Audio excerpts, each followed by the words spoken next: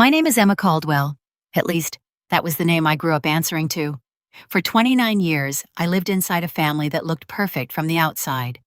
We lived in a historic mansion on Gaston Street in Savannah, Georgia, the kind of house tourists slowed down to photograph. White columns, iron balconies, old oak trees dripping with Spanish moss, a front door polished so often it looked almost wet in the afternoon sun. People saw that house and thought legacy. I saw rules. My mother, Celeste Caldwell, was one of those women people lowered their voices around. Not because she was cruel in public. She was never cruel in public. That was the point. She was graceful, controlled, generous, and always dressed like she had just stepped out of a magazine about Southern elegance. She owned Caldwell and Rowe Interior Estates, a luxury restoration company that renovated historic homes for judges, bankers, museum trustees, and old Savannah families who pretended their money had no beginning.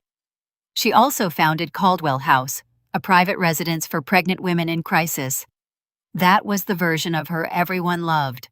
Celeste Caldwell, the woman who saved girls. Celeste Caldwell, the mother figure.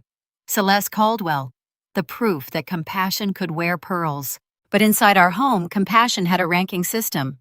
My younger sister Sloane was the real daughter. Nobody said it that directly, but children learn the truth from repetition. Sloane was my brilliant girl. Sloane was the future of the Caldwell name. Sloane was born with taste, born with presence, born to lead. I was Emma. Sometimes, if guests were listening, I became our Emma, but only when Celeste needed to sound generous.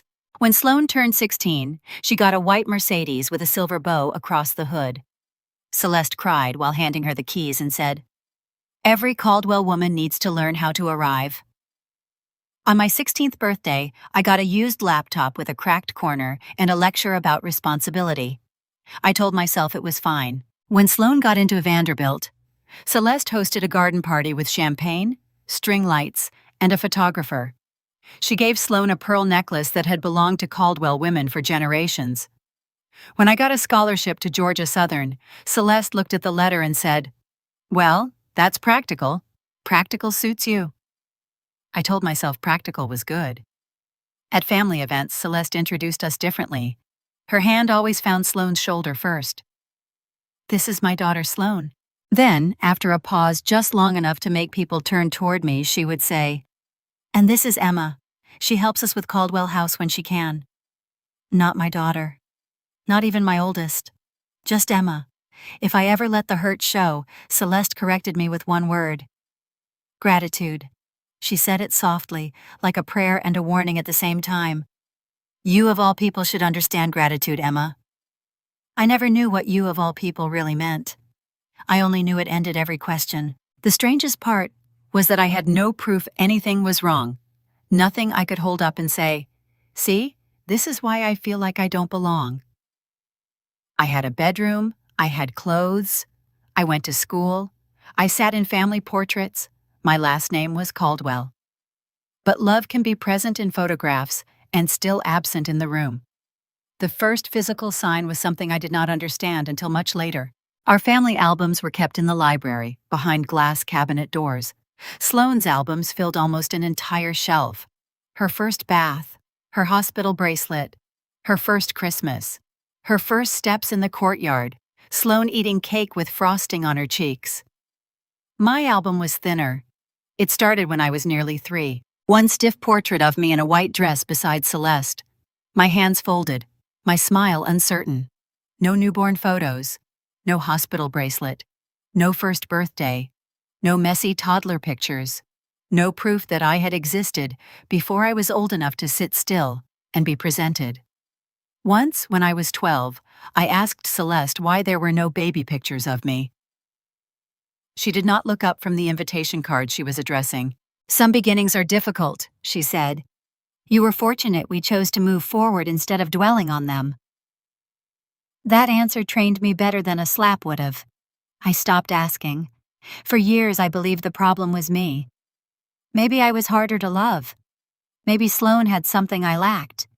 Maybe Celeste had done something noble by keeping me, and the price of that kindness was silence, so I became useful. I smiled at events, I wrote thank you notes. I carried boxes for Caldwell House fundraisers.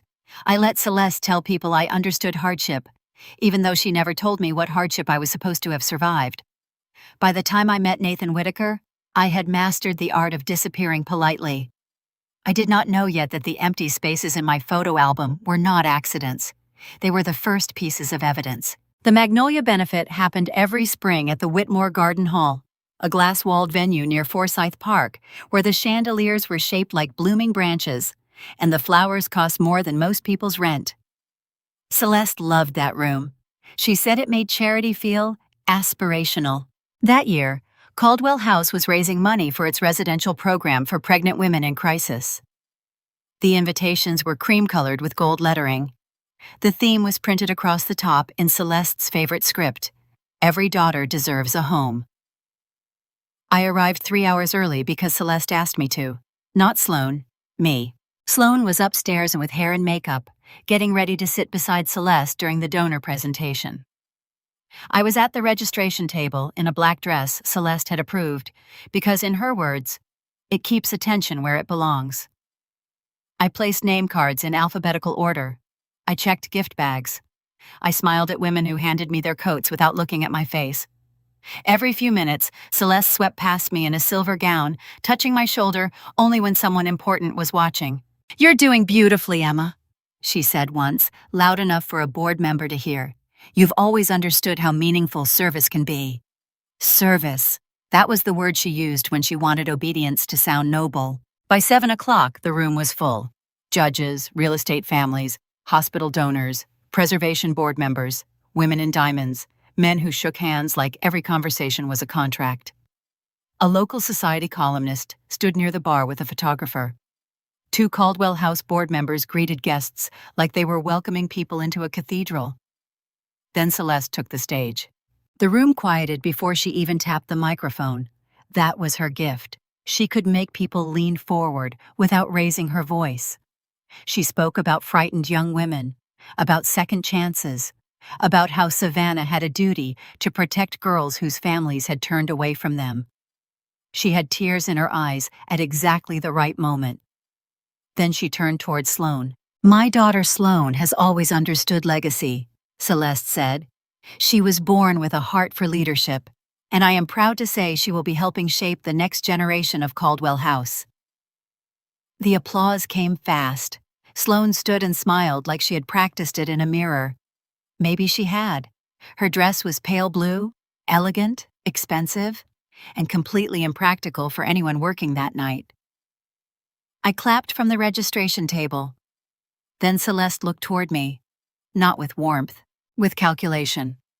"And Emma," she said, pausing just long enough for people to turn, "is a living reminder that a girl given structure can become useful, steady, and grateful." Useful, steady, grateful, not loved, not my daughter.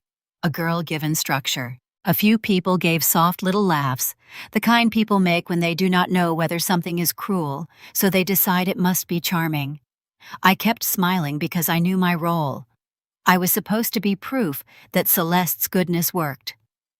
Across the room, I saw Nathan walk in. He had driven from Atlanta after work. His tie was slightly loose, and he still had that tired focus he got after long audits. He stopped near the doorway, hearing the end of Celeste's sentence. His face changed. Not dramatically. Nathan was not dramatic. But his jaw tightened, and his eyes moved from Celeste to me, then to the registration table, then to Sloan on stage. He understood the hierarchy in less than 30 seconds. Celeste continued her speech, thanking donors and promising expanded services. She spoke about dignity while I handed out envelopes. She spoke about family while Sloan sat under the lights. She spoke about rescue while looking at me like I was part of the decor. When the applause ended, Nathan came straight to me. "Hey," he said quietly, "are you okay?" "I'm fine." It came out too quickly. He looked at the stack of name cards, then at my badge. It did not say Emma Caldwell.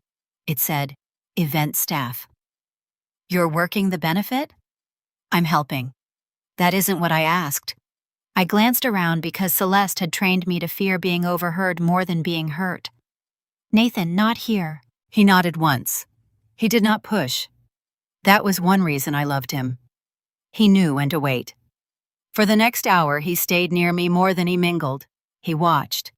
He noticed how Celeste introduced Sloane to donors as her daughter, her future, her legacy. He noticed how Celeste introduced me as someone who had come so far. He noticed that people asked Sloane about plans and asked me about volunteering. At the end of the night, after the donors left and the flowers started wilting under the hot lights, Celeste came to the registration table. "You did well," she said. "Thank you." Then she looked at Nathan. "How kind of you to come all this way. Emma can be very sensitive at these events. It helps when she has someone steady nearby." Nathan's voice stayed polite. "She seemed steady before I got here." Celeste smiled, but her eyes cooled. "Of course. I only meant Emma has always needed reassurance." I felt the old panic rise in me, the need to smooth things over, the need to protect Celeste from being challenged, even when she was the one cutting me. "She's just tired," I said. It was a long night. Nathan did not correct me in front of her, but in the parking lot, he stopped beside his car and turned to me. "Emma, why does she talk about you like that?" I looked down at my shoes. "Like what?" "Like you're a case study, not her daughter." The words hit harder because they were accurate. I tried to laugh. "That's just how she is. She does a lot for Caldwell House, so everything becomes language about service." "No," he said. "She uses service language to put you beneath her." I wanted to defend Celeste. Not because she deserved it, but because defending her was easier than admitting the truth. "She raised me." Nathan's expression softened. "I'm not saying she didn't house you. I'm saying I watched her praise Sloane as family and present you as proof of her charity. Those are not the same thing." I had no answer, because deep down, I had known that for years. On the drive home, I looked out the window at the dark streets of Savannah and thought about Celeste's words. A girl given structure. That was the first time I wondered if my place in the Caldwell family had never been accidental. Maybe Celeste needed me lower. Maybe her whole beautiful public story depended on it.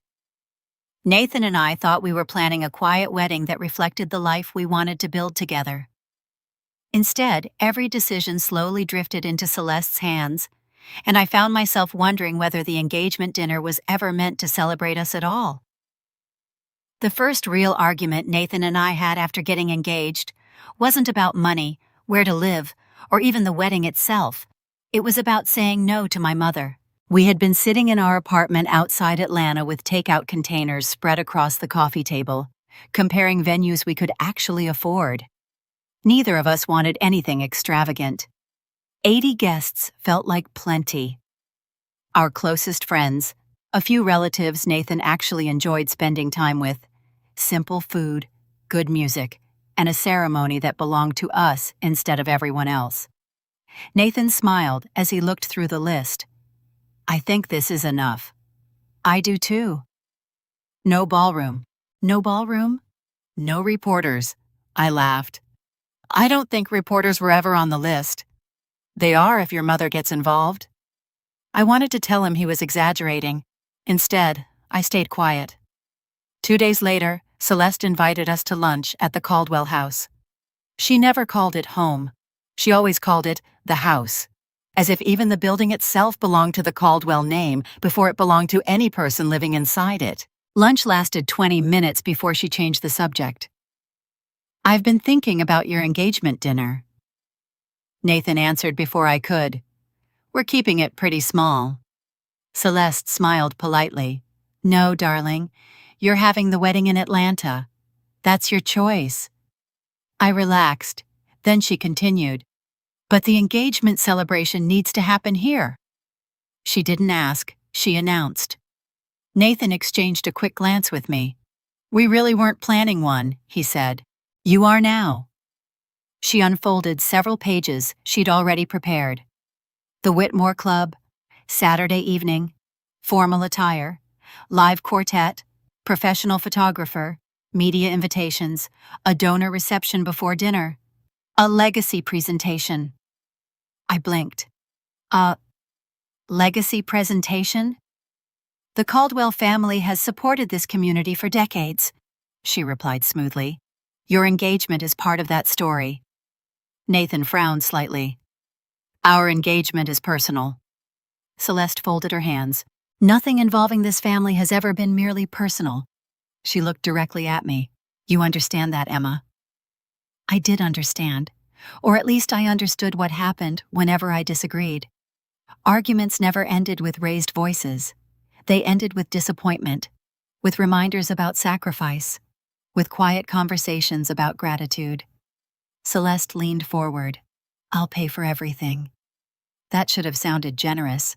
Instead, it sounded final. Within a week, emails began arriving almost daily, not asking, informing. The florist had been chosen, the menu had been selected, the seating chart was already being drafted. Nathan's parents would be placed beside several influential Savannah families for networking purposes. A local society columnist would receive an invitation. 2 television stations that regularly covered charity events were added to the guest list. 3 members of the Caldwell House Board confirmed attendance. Several attorneys I had never met accepted invitations. Developers, museum trustees, major donors, historic preservation clients from Caldwell and Rowe. People whose names meant very little to me, but clearly meant something to Celeste. Our college friends disappeared from the list. 2 of my coworkers quietly vanished. Nathan counted names one evening while sitting beside me at the kitchen counter. How many people here do you actually know well? I looked down. Maybe 20? And how many guests are there? Almost 200. He rested the list on the table. This isn't an engagement dinner. What do you think it is? He didn't answer immediately. Instead, he picked up another envelope that had arrived that afternoon. Inside was a printed program. Welcome reception, legacy remarks, family address, engagement toast, closing celebration. He read it twice. Why is there a family address before anyone even congratulates us? I don't know. Why are there reporters? I don't know. Why are there lawyers? I looked at him. I honestly don't know. That answer bothered him more than if I had defended Celeste. Over the next several days, I noticed smaller things that I normally would have ignored. Celeste insisted every guest wear printed name badges. She personally reviewed the seating chart 3 different times. She asked for confirmation that photographers would remain inside during speeches. She wanted the event professionally recorded for Caldwell Archives. She requested a second microphone. At first, none of it seemed important. Taken together, it felt strangely deliberate. Nathan never accused her of anything. He simply watched. He asked questions. He wrote down details. One evening, after another email from Celeste arrived changing the order of speeches, he closed his laptop and looked at me. I need you to do something. What? Don't argue with her. I laughed softly. I wasn't planning to. I'm serious. His voice wasn't fearful, it was careful. If something feels off over the next few weeks, notice it. Save emails, keep invitations, don't throw away programs, don't confront anyone. I stared at him. You're making this sound bigger than a family disagreement. I hope I'm wrong. And if you're not? He reached across the table and squeezed my hand. Then I need you to trust me long enough to hear the whole story before you decide what to believe. I searched his face for an explanation. He didn't offer one. Not because he wanted to keep secrets from me. Because whatever he had begun to notice still wasn't something he could prove. For the first time in my life, I stopped assuming my mother's decisions were simply difficult to understand. I began paying attention to them. That small change didn't answer a single question, but it changed the way I walked into every room Celeste controlled. For the first time in my life, I stopped assuming my past was simply incomplete. A forgotten box, an old family Bible, and one small piece of paper forced me to consider a possibility I had never allowed myself to imagine. A week after the engagement dinner was announced, my apartment looked like a storage unit, Celeste had called to say she wanted to clear some space at the Savannah house before renovations, so several boxes labeled with my name were delivered to Atlanta. She made it sound generous. "They're just your old things," she said. "I figured you'd rather have them than leave them collecting dust." At first, I almost left them unopened. Most of what came from the Caldwell house was practical: old school papers, sweaters that no longer fit, childhood books, Christmas ornaments with my name painted on them. Nothing that felt personal. Nathan suggested we sort through everything before donating or storing it. "Maybe you'll find something you've forgotten." "I doubt it," he smiled. "Then we'll at least know what's there." We spent Saturday afternoon sitting on the living room floor with cardboard boxes spread around us. Some made perfect sense: my middle school report cards, dance recital programs, a broken snow globe from a family vacation I barely remembered. Others felt strangely incomplete. There were birthday cards from my teenage years, but nothing before elementary school. There were school photographs beginning in 3rd grade, nothing from preschool, nothing from daycare, no hospital paperwork, no tiny footprints, no birth announcement. I tried to joke about it. Maybe Mom just wasn't sentimental. Nathan looked up from the stack in front of him. "Emma?" "What?" "Your mother has an entire cabinet full of albums." "I know." "So where's yours?" I didn't answer. Instead, I reached for my old photo album again. We had looked through it once before, but this time Nathan wasn't looking at the pictures. He was looking at what wasn't there. The first page began with a formal portrait of me sitting beside Celeste in a white dress. I looked almost 3. The next pages skipped ahead to a Christmas gathering, then kindergarten, then 1st grade, nothing earlier. Nathan quietly compared it with one of Sloane's albums that I'd borrowed years ago after helping organize the Caldwell Library. Sloane had photographs from the delivery room: hospital bracelets, her first bath, her first birthday. Every milestone had been documented. Mine began as though someone had started recording my life halfway through the story. Nathan closed both albums. That's not normal. I felt myself instinctively defending Celeste again. Maybe some pictures were lost. All of them? I don't know. What about your hospital bracelet? I've never seen one. Birth certificate copy? I don't think I ever had one. Baby book? I shook my head. The room became very quiet. Neither of us wanted to say what we were beginning to think. We opened another box. Most of it contained church materials from my childhood: old devotionals, Sunday school certificates, a worn hymnal with cracked leather corners. When I picked it up, something slipped from between the pages and landed on the rug. At first I thought it was just an old receipt. Instead, it was a faded black and white ultrasound image. The edges were torn. The print had nearly disappeared with age. I turned it over. Someone had written on the back in blue ink: "Lila's baby, August 1997. Keep her safe." For several seconds, neither of us spoke. "Lila?" I whispered. The name meant nothing to me. I searched my memory anyway.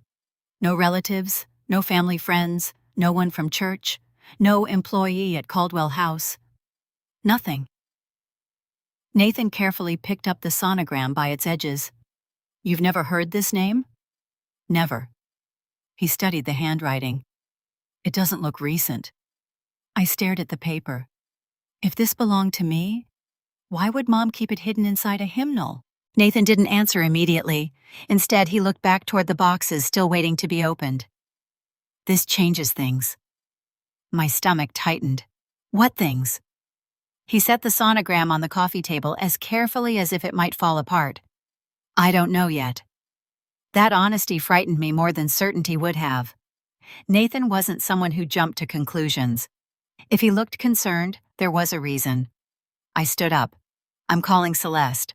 He gently reached for my wrist. "Please don't." "Why not?" "Because if this is exactly what it looks like—" He stopped himself. "What?" "Then asking questions too early could give someone time to destroy whatever else still exists." I stared at him. "You think someone lied to me?" "I think something about your birth history doesn't fit." "They're different things." "They are." I sat back down slowly. Every instinct I had told me to drive to Savannah and demand answers. Another part of me remembered every conversation I'd ever had with Celeste. Questions never ended with answers. They ended with guilt.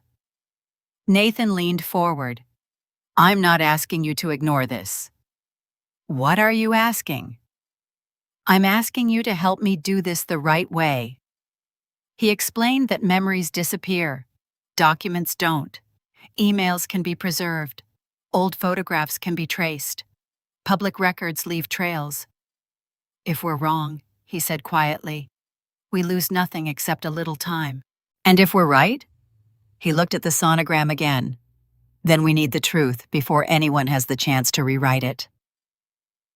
For the first time, I realized this wasn't only Nathan's search anymore. It was mine. That evening, I started a notebook. Every strange memory, every missing document, every question I had stopped asking as a child. I wasn't collecting proof yet. I was collecting the places where my life no longer made sense. And at the very top of the first page, I wrote one name: Lila. The name on the back of the sonogram stopped being just a mystery. It became a person. And the moment that happened, I realized my family hadn't simply hidden information from me. They had erased someone completely. 3 days after we found the sonogram, Nathan told me he wanted professional help. "I can read financial records," he said over breakfast. "I can follow paper trails. But if we're dealing with old identity records and missing family history, we need someone who knows where those records actually live." "Who?" "A retired investigator." That was how I met Marjorie Bell. She wasn't what I expected. She didn't wear expensive suits or carry herself like the detectives on television. She arrived in jeans, a navy windbreaker, and comfortable shoes that looked like she'd walked hundreds of courthouse hallways in them. She had spent 26 years with the Georgia Bureau of Investigation before retiring. Most of her work involved financial crimes, document fraud, and missing persons. She shook my hand firmly. "Nathan tells me we're not chasing theories," she said. "We're chasing facts." I appreciated that. For the first time since finding the sonogram, I felt like someone was treating my past as something that could actually be investigated instead of guessed. Marjorie started with the simplest question. "If Lila was a real person connected to your family, where would her name survive?" I hadn't thought about that. She had. Over the next several days, she searched county archives, archived newspaper notices, property indexes, genealogy databases, voter registrations, and probate summaries. She explained everything as she went. "People disappear from conversations," she told me one afternoon. "They don't disappear from paperwork." That sentence stayed with me. Nearly a week later, she called. "I found someone." Nathan and I drove to her office that evening. She spread several photocopies across the conference table. At the top of the first page was a name: Lila Ann Mercer. I stared at it without speaking. Marjorie slid another document toward me. Birth year, family listing, parents, half-sibling, Celeste Caldwell. I looked up so quickly my chair scraped across the floor. "Half-sister?" Marjorie nodded. "Same father, different mothers." I couldn't remember ever hearing those words in my life. Growing up, Celeste always described herself the same way. "I'm an only child." She said it at dinners, at interviews, at charity events, when people asked about her childhood.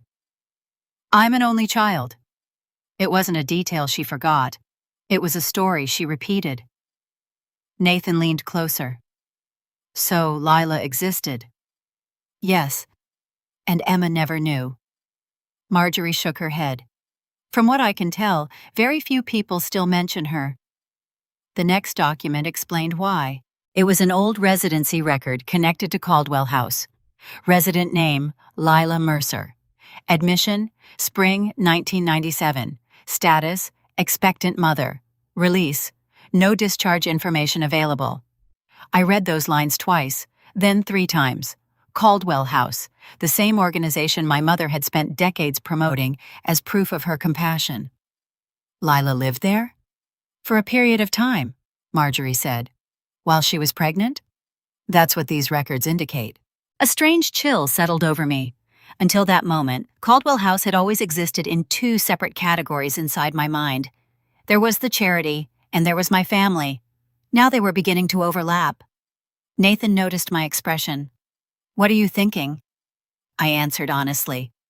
If Lila stayed at Caldwell House, I looked at the paperwork again. Then Celeste didn't just know her. I couldn't finish the sentence. Marjorie did. She may have controlled the environment around her. No one spoke for several seconds. My eyes kept returning to the residency record. It wasn't dramatic, just typed lines on old paper. But those typed lines placed Lila inside my mother's world only months before I was born. That wasn't coincidence anymore. That was proximity. Marjorie continued explaining what she had found. There were no later voter registrations, no marriage license, no property ownership, no employment filings after 1997. It was as though Lila simply vanished. Not gradually, completely. I felt something tighten inside my chest. What happens to someone when every record just stops? There are several possibilities, Marjorie replied carefully. They move. They change names. They die. She didn't speculate beyond that. Neither did Nathan. Facts first, always facts first. On the drive home, I kept thinking about one question. Not where Lila had gone. Why nobody had ever spoken her name. Families don't accidentally forget daughters. Photographs disappear. Conversations stop. Stories get rewritten. But someone has to make those choices. That night I called my father, not to ask about Lila. I wasn't ready. Instead, I asked something simple.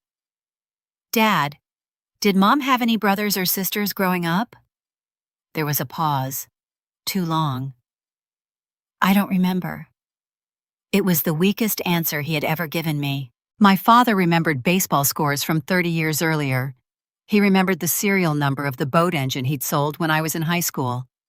He remembered birthdays, addresses, and names of people I'd met once. But he couldn't remember whether his wife had a sister. When I hung up, I didn't feel angry. I felt certain. Something had been deliberately buried. The next morning, Marjorie called again. "If Lila was living at Caldwell House while she was pregnant," she said, "the next place we look isn't family history." "What is it?" "The hospital." For the first time, our search had a direction that wasn't built on memories. It was built on records waiting to be found. The hospital records did not come quickly. That was the first thing I learned about truth when it has been buried for almost 30 years.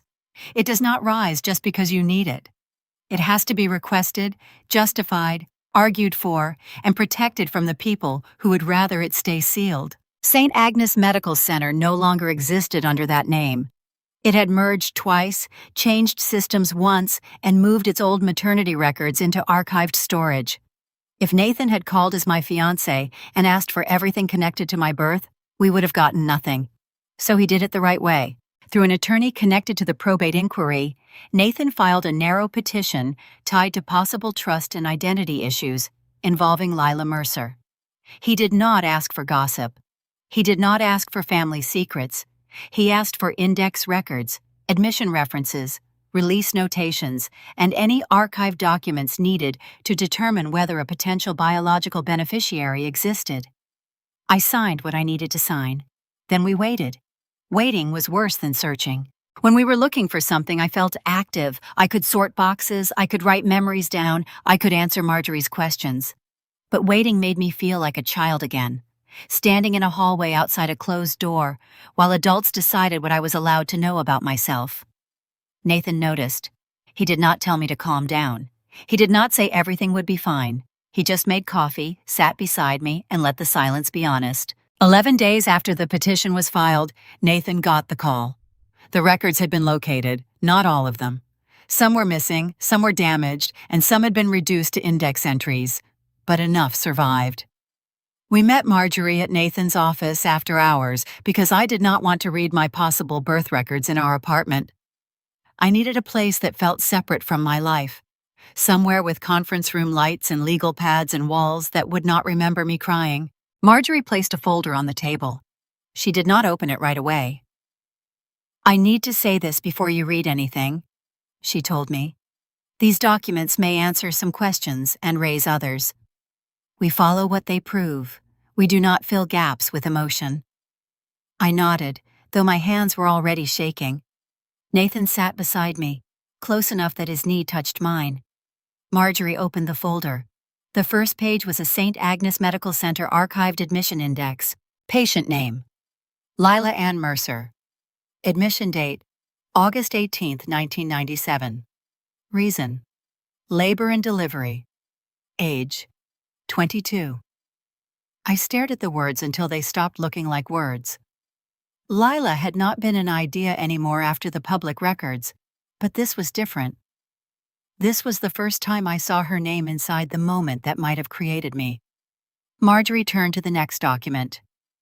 Delivery notation: female infant born shortly after midnight, August 19, 1997. Surviving infant. I pressed my hand against the edge of the table. Nathan asked softly, "Do you need a minute?" "No." My voice sounded strange. Not strong, just determined. Marjorie continued. The third page was harder. Maternal outcome. Complications following delivery. Hemorrhage. Delayed surgical response. Patient deceased later that morning. Next of kin notified: Celeste Caldwell. Relationship: sister. I felt the room tilt. Not in a dramatic way. The walls did not spin. I did not faint. I simply stopped feeling connected to my own body for a few seconds. There was a young woman named Lila. She went into a hospital pregnant. She delivered a baby girl. She died before that day ended, and Celeste was the person called afterward. Nathan's hand found mine under the table. I held on harder than I meant to. Marjorie waited until my breathing steadied before showing us the next document. It was not from the hospital. It was a delayed birth certificate filing, filed later that same day. Child: Emma Caldwell. Mother: Celeste Caldwell. Father: Martin Caldwell. I read those lines again and again. The distance between the hospital notation and that certificate was less than 12 hours, less than half a day. A woman died in the morning, and before the day was over, another woman's name was placed where hers should have been. I whispered, "That can't be legal." Nathan's face was pale, but his voice was steady. Not without adoption, guardianship, or a court order. Marjorie slid 3 more search summaries across the table. No adoption file located. No guardianship order located. No custody transfer located. No consent document located.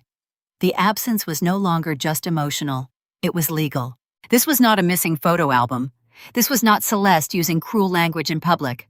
This was paperwork, government paperwork, hospital paperwork, a legal identity built on a missing mother. I stood up because I suddenly could not sit still. My father's name is on this.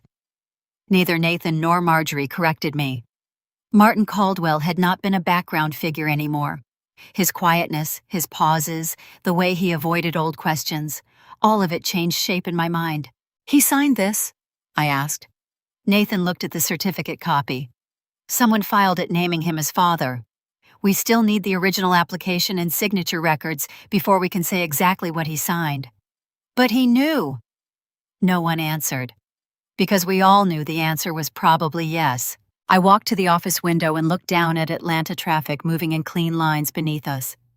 People were leaving work, picking up dinner, calling their families, living inside names they never had to question. Behind me, Marjorie spoke gently. "Emma, this proves a serious inconsistency. It does not yet prove the full mechanism." I turned around. "What does that mean? It means Celeste can still claim confusion. She can claim a private arrangement. She can claim records were lost. She can say Lila intended it. She can blame hospital error. She can blame your father. She can blame anyone, dead or silent." That was the first time I understood the difference between knowing the truth and being able to prove it. Nathan leaned forward. We need a witness. Marjorie nodded. We need someone who saw what happened at St. Agnes. We need motive. We need chain of custody for anything personal from Lila. And eventually, we need official DNA under court supervision, not just suspicion. I wanted to scream. Not because they were wrong, because they were right. My life had just been split open by documents, and still it was not enough. Celeste would fight. Of course she would. A woman who could erase a dead sister from her own public biography would not surrender because a file said she lied. That night, I did not call Celeste. I did not call Martin. I did not even call Sloan. I went home, opened the notebook I had started after the sonogram, and made a new section, Legal Records. Under it, I wrote 4 lines. Lila admitted August 18th, 1997.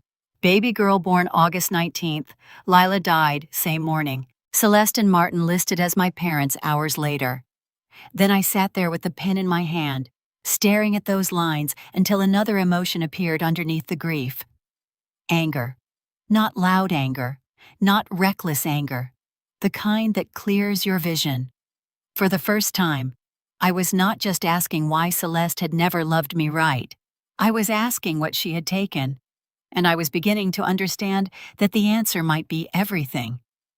Marjorie found Gloria Pike in Macon, not through some dramatic breakthrough. Not because Gloria had been waiting beside a phone with answers. Marjorie found her the way real investigators find people.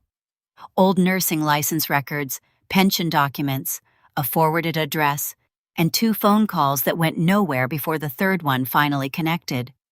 Gloria was 76 years old by then. Retired, widowed, living in a small brick house with a chain-link fence and a porch full of potted ferns. She did not agree to meet us at first. When Marjorie explained that we were asking about St. Agnes Medical Center in August of 1997, Gloria went quiet for so long I thought the call had dropped. Then she said, "Is this about the Mercer girl?" The Mercer girl. Not Lila, not patient, not case number. The Mercer girl. That was the first sign she remembered more than paperwork. We drove to Macon 2 days later. Nathan insisted we bring Marjorie and meet in daylight. Not because Gloria was dangerous, but because every step had to be clean. No pressure, no confusion. No one could later claim a frightened elderly woman had been manipulated. Gloria opened the door before we reached the porch. She was small, with silver hair pinned at the back of her head and sharp eyes that missed nothing. Her hands trembled slightly when she held the doorframe, but her voice was steady. "You're Emma," she said. I nodded. She looked at my face for a long moment. Then her eyes filled. "You look like her." Nobody had ever said that to me before. Not once in 29 years. We sat at her kitchen table. Marjorie explained again why we were there. Nathan placed a recorder on the table only after Gloria gave permission. He also told her she could stop at any time. Gloria gave a dry little laugh. "Honey, I stopped once. That was the mistake." Then she began. She had been working the maternity floor at St. Agnes the night Lila Mercer came in. Lila was young, scared, and trying to be brave. Gloria remembered her because she kept apologizing for needing help. She was in pain, Gloria said, but she kept asking if the baby was okay. Not herself, the baby. Lila had a small velvet pouch with her, dark green, worn at the drawstring. She held it close between contractions until Gloria asked if she wanted it placed with her belongings. She said no, Gloria told me. She said it was for the baby. My throat tightened. What was inside? Gloria looked down at her hands. A tiny gold bracelet, had a little flower engraved on it, a magnolia, I think, and initials, E.M. Nathan and Marjorie exchanged one quick look, but neither interrupted. Gloria continued. Lila told her the baby's name would be Emma Magnolia Mercer. She said magnolias survive storms, Gloria said. She said her daughter would too. I pressed my fingers against my mouth. For most of my life, my name had felt like something Celeste had assigned to me.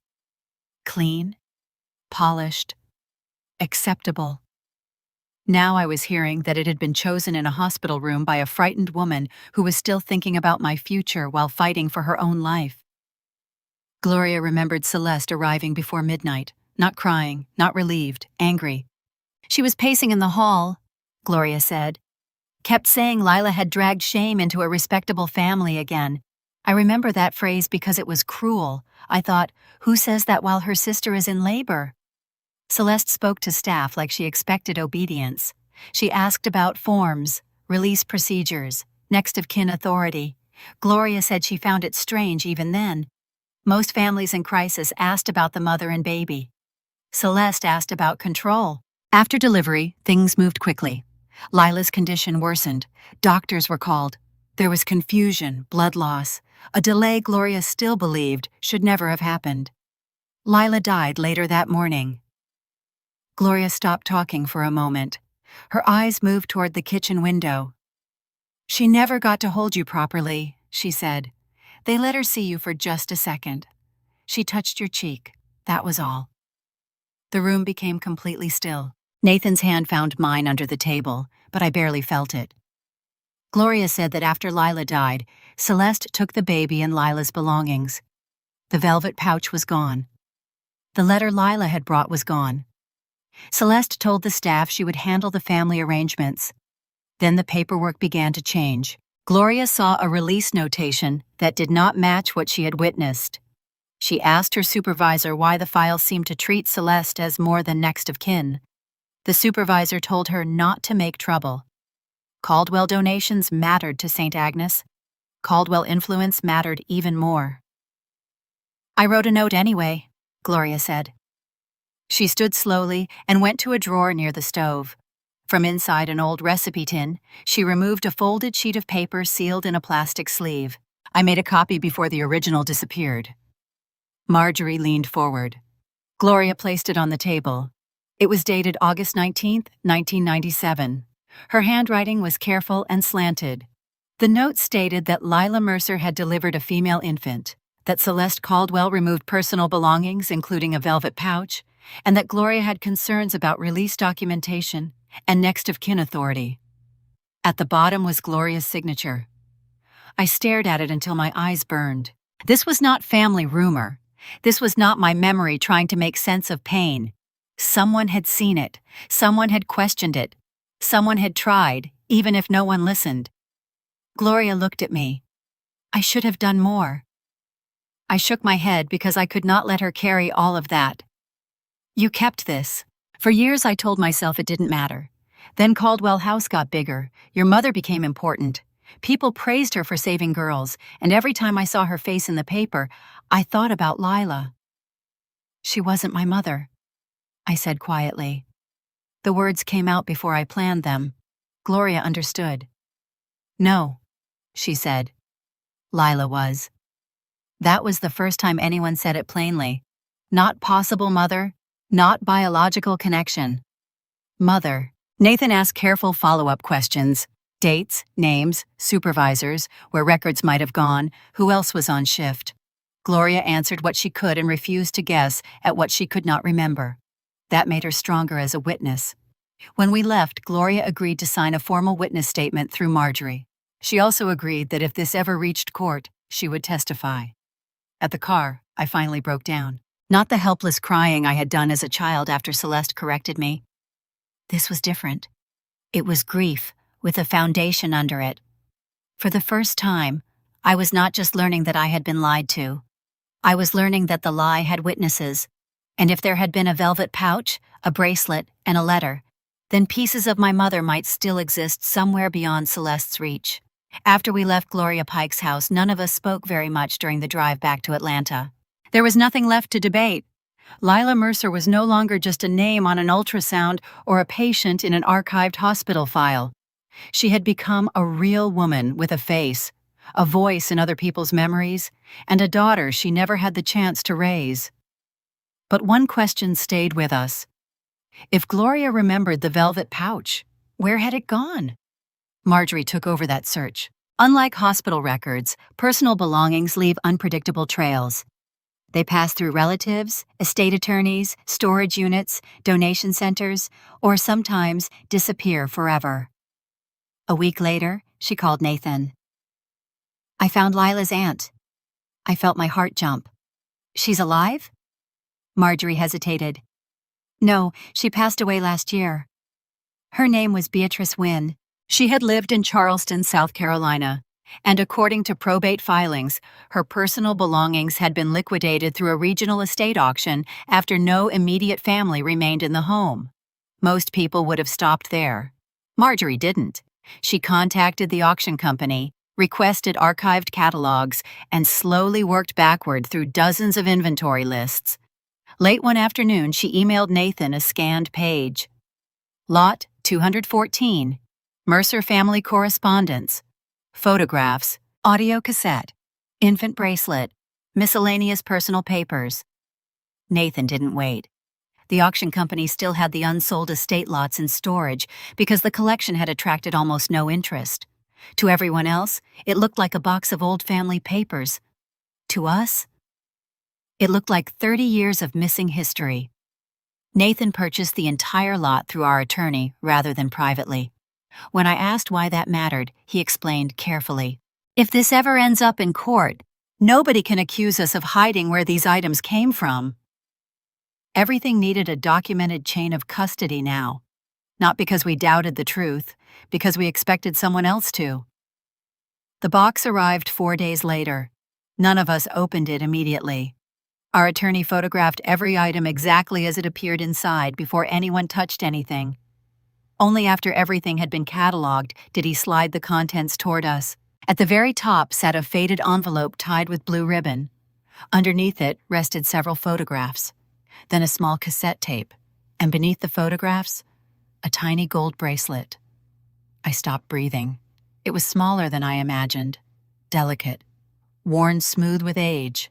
A tiny magnolia flower had been engraved beside 2 letters, E.M. I reached for it instinctively before stopping myself. Nathan looked toward the attorney. May she? He nodded. I lifted the bracelet into my hand. It weighed almost nothing, yet somehow it felt heavier than every secret I'd uncovered so far. Gloria had remembered it perfectly. The bracelet was real. So was the velvet pouch. So was Lila. Tears blurred my vision before I even realized I was crying. For years I'd believed my name belonged to the Caldwell family. Now I understood someone else had whispered it first, Emma Magnolia. Nathan gently opened the envelope. Inside were several handwritten letters. Most were addressed to Aunt B. The paper had yellowed with time, but the handwriting remained surprisingly clear. Marjorie suggested we begin with the oldest letter to establish context. Instead, I found myself reaching for the most recent one. It had been written only 3 days before Lila went into labor. My hands shook as I unfolded it. Lila wrote about being frightened. She wrote that pregnancy had been harder than she expected. She worried she wouldn't be a perfect mother. Then she crossed out the word perfect. I don't need to be perfect, she had written underneath. I only need to love her. I had to stop reading. Nobody spoke. After a few minutes, I continued. She described painting imaginary rooms in her head because she couldn't afford a nursery. She wondered whether I would inherit her stubbornness. She hoped I would laugh loudly. She hoped I would never apologize for existing. Then I reached the paragraph that broke something open inside me. I already know her name. Emma Magnolia Mercer.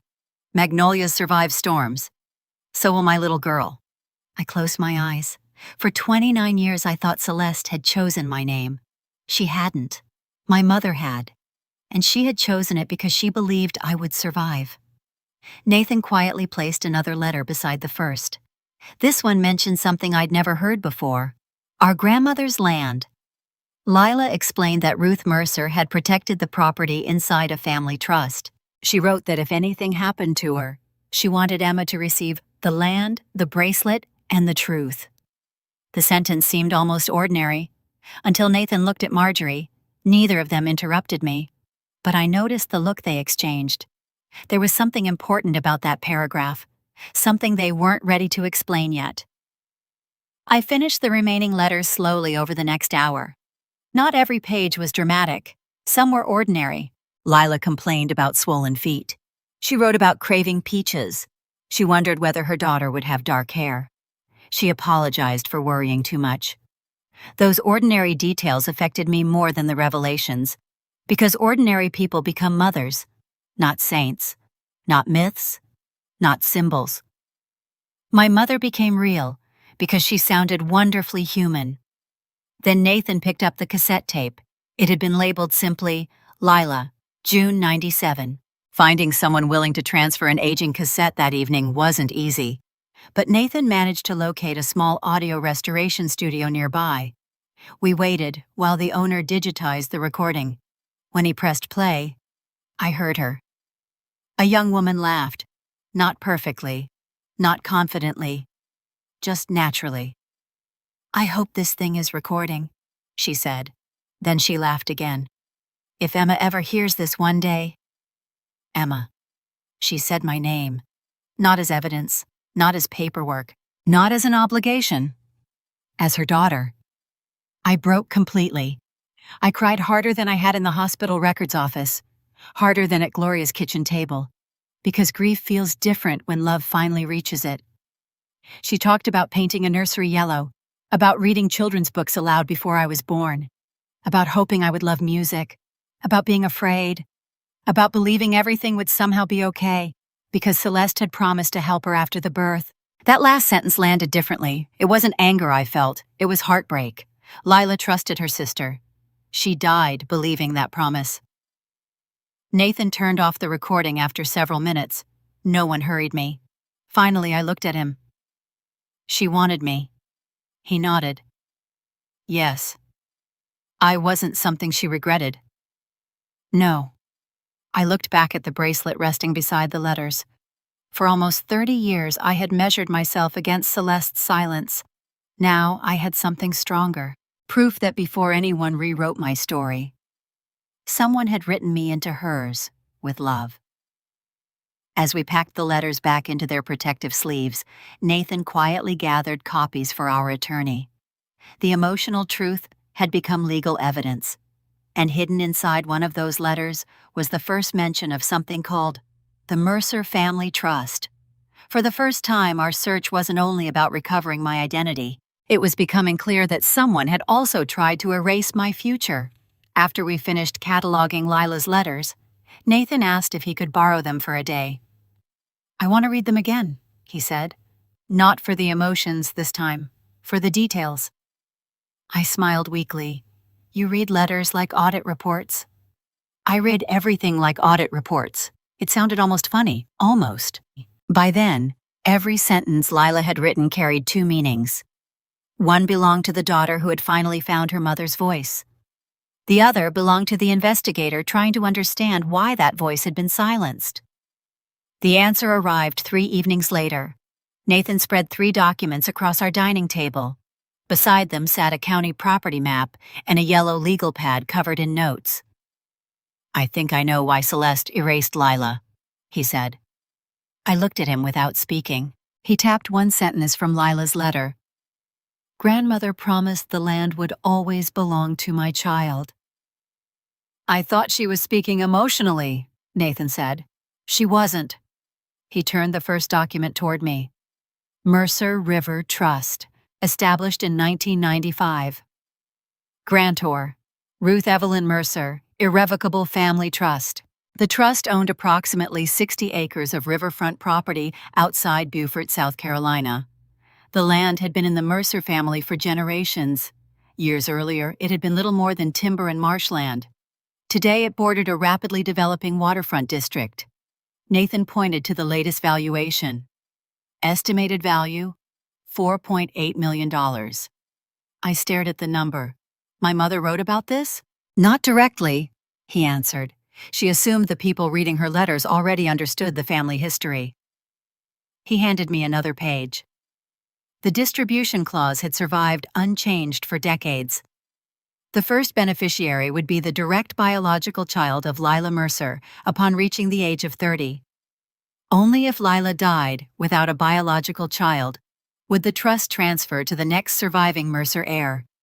That heir was Celeste. The room became completely still. I whispered the only question that mattered. "So, if I exist?" Nathan nodded. "Then Celeste inherits nothing." I leaned back slowly. Every conversation from my childhood replayed differently. Every reminder to be grateful. Every introduction that made me feel smaller. Every moment she treated me like someone who had been allowed into the family instead of born into it. It had never just been emotional cruelty. There had always been money waiting on the other side. Nathan continued reading. The trust becomes fully distributable on the beneficiary's 30th birthday. I frowned. My birthday is in 6 months. Exactly. The timing settled over both of us like a heavy blanket. For nearly 30 years, nothing happened.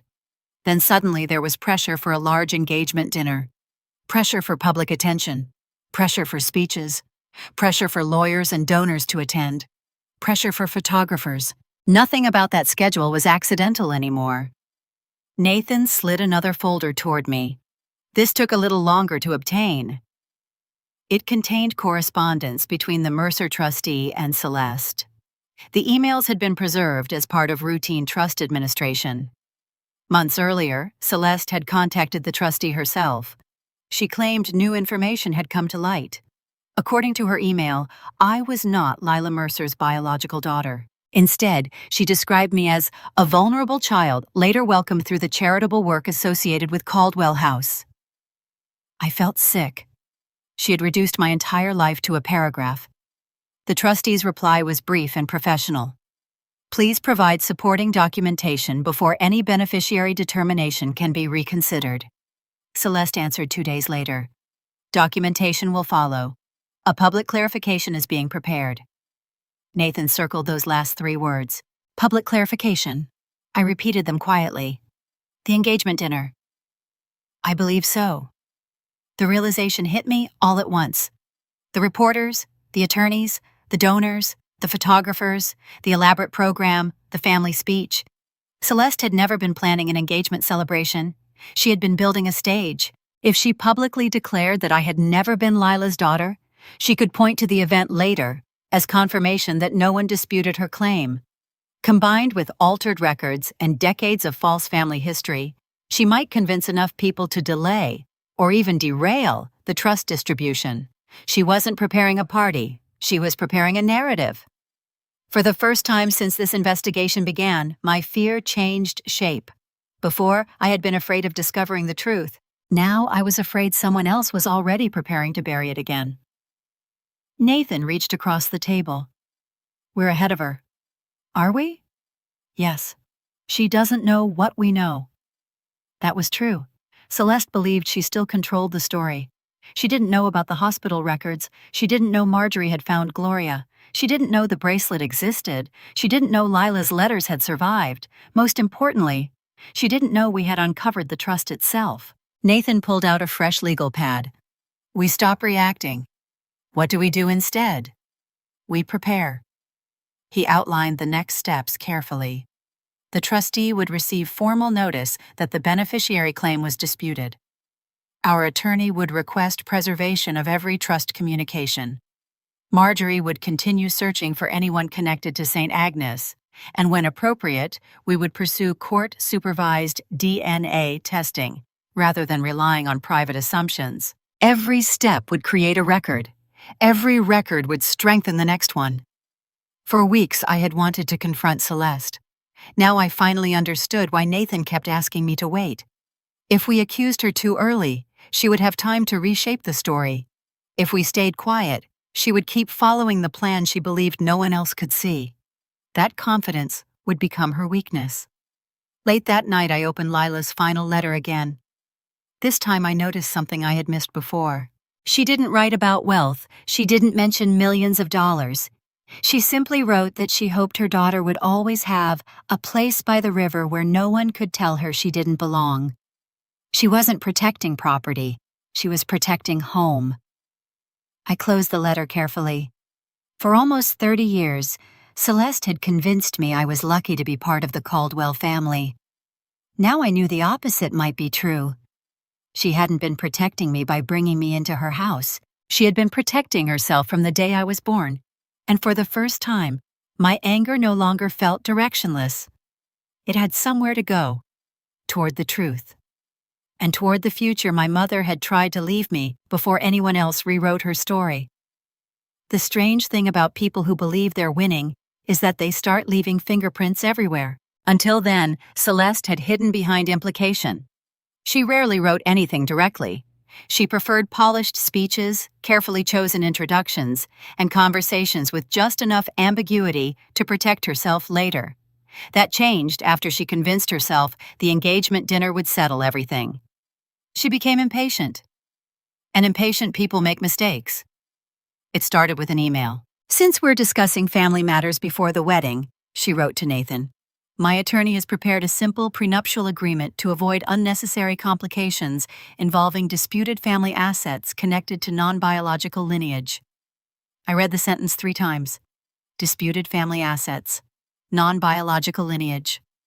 She had managed to insult me and reveal her strategy in a single paragraph. My first instinct was immediate. "I'm not signing anything." Nathan looked up from his laptop. "You aren't being asked to." "You are." He smiled slightly. "And I'm not signing it either." Relief washed over me for exactly 2 seconds. Then he said something I hadn't expected.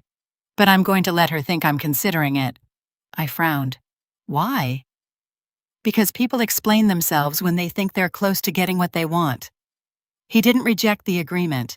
Instead, he asked questions. Polite questions. Specific questions. Would Clause 7 apply only to current Mercer assets or future claims? Why did the agreement refer to disputed lineage before any legal determination? What documentation supported the disputed status? Each question required an answer.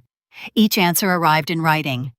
By the end of the week, Celeste had produced a chain of emails explaining far more than she realized. Our attorney saved every one. "She thinks she's negotiating," he said. "She's actually establishing intent." While Celeste focused on the prenup, the rest of our case continued moving quietly. Marjorie arranged a meeting with Aaron Mercer, a distant cousin whose family branch remained connected to the Mercer genealogy.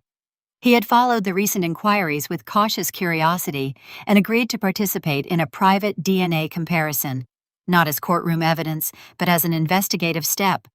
Nathan explained the difference before we proceeded. "This won't prove anything in court." "Then why do it?" "Because if the results are consistent with what we already suspect, we'll know we're building the right case before asking a judge to order official testing." The sample collection happened through an accredited laboratory. No shortcuts, no home testing kits, no dramatic television moments, just paperwork, sealed envelopes, identification checks, and waiting. Again. When the preliminary report arrived, the genetic relationship matched what Marjorie had expected. Aaron and I shared enough inherited markers to support a close biological connection through the Mercer family. It wasn't the final answer, but it told us we weren't walking in the wrong direction. Nathan placed the report into a growing binder labeled simply, "Evidence." Nothing went into that binder without documentation. Every page carried dates. Every photograph listed its source. Every conversation that mattered became a written summary. Watching him work slowly changed something inside me. Months earlier, I would have demanded explanations. Now I understood that patience wasn't weakness, it was protection. One afternoon, Nathan introduced me to a forensic document examiner. Dr. Helen Cross specialized in historical handwriting comparisons. She didn't promise miracles. Instead, she requested originals whenever possible, high-resolution copies when originals were unavailable, and known writing samples from every person involved. She compared Lila's letters, hospital notations, the wording used in later trust correspondence, copies of signatures attached to archived filings. Several weeks later, she issued a preliminary opinion. Certain annotations appearing in later administrative records were unlikely to have been written by the same person who authored Lila's letters. She couldn't identify who wrote them, but she could identify inconsistency. Another piece, another layer, another brick in the wall. Meanwhile, Marjorie focused on institutions instead of individuals. She prepared organized timelines showing Caldwell House funding, hospital relationships, and historical donations connected to St. Agnes. Nothing accusatory, only documented facts. Those materials accompanied formal complaints submitted through our attorney to the Georgia Attorney General's Charities Division regarding possible nonprofit governance issues. Separate information concerning identity documentation and potential fraud was delivered to the appropriate district attorney's office for review. At the same time, the Mercer trustee received notice that competing claims regarding beneficiary status now involved documented historical evidence and pending legal action. Everything happened quietly. No press releases, no social media, no public accusations. Nathan explained why.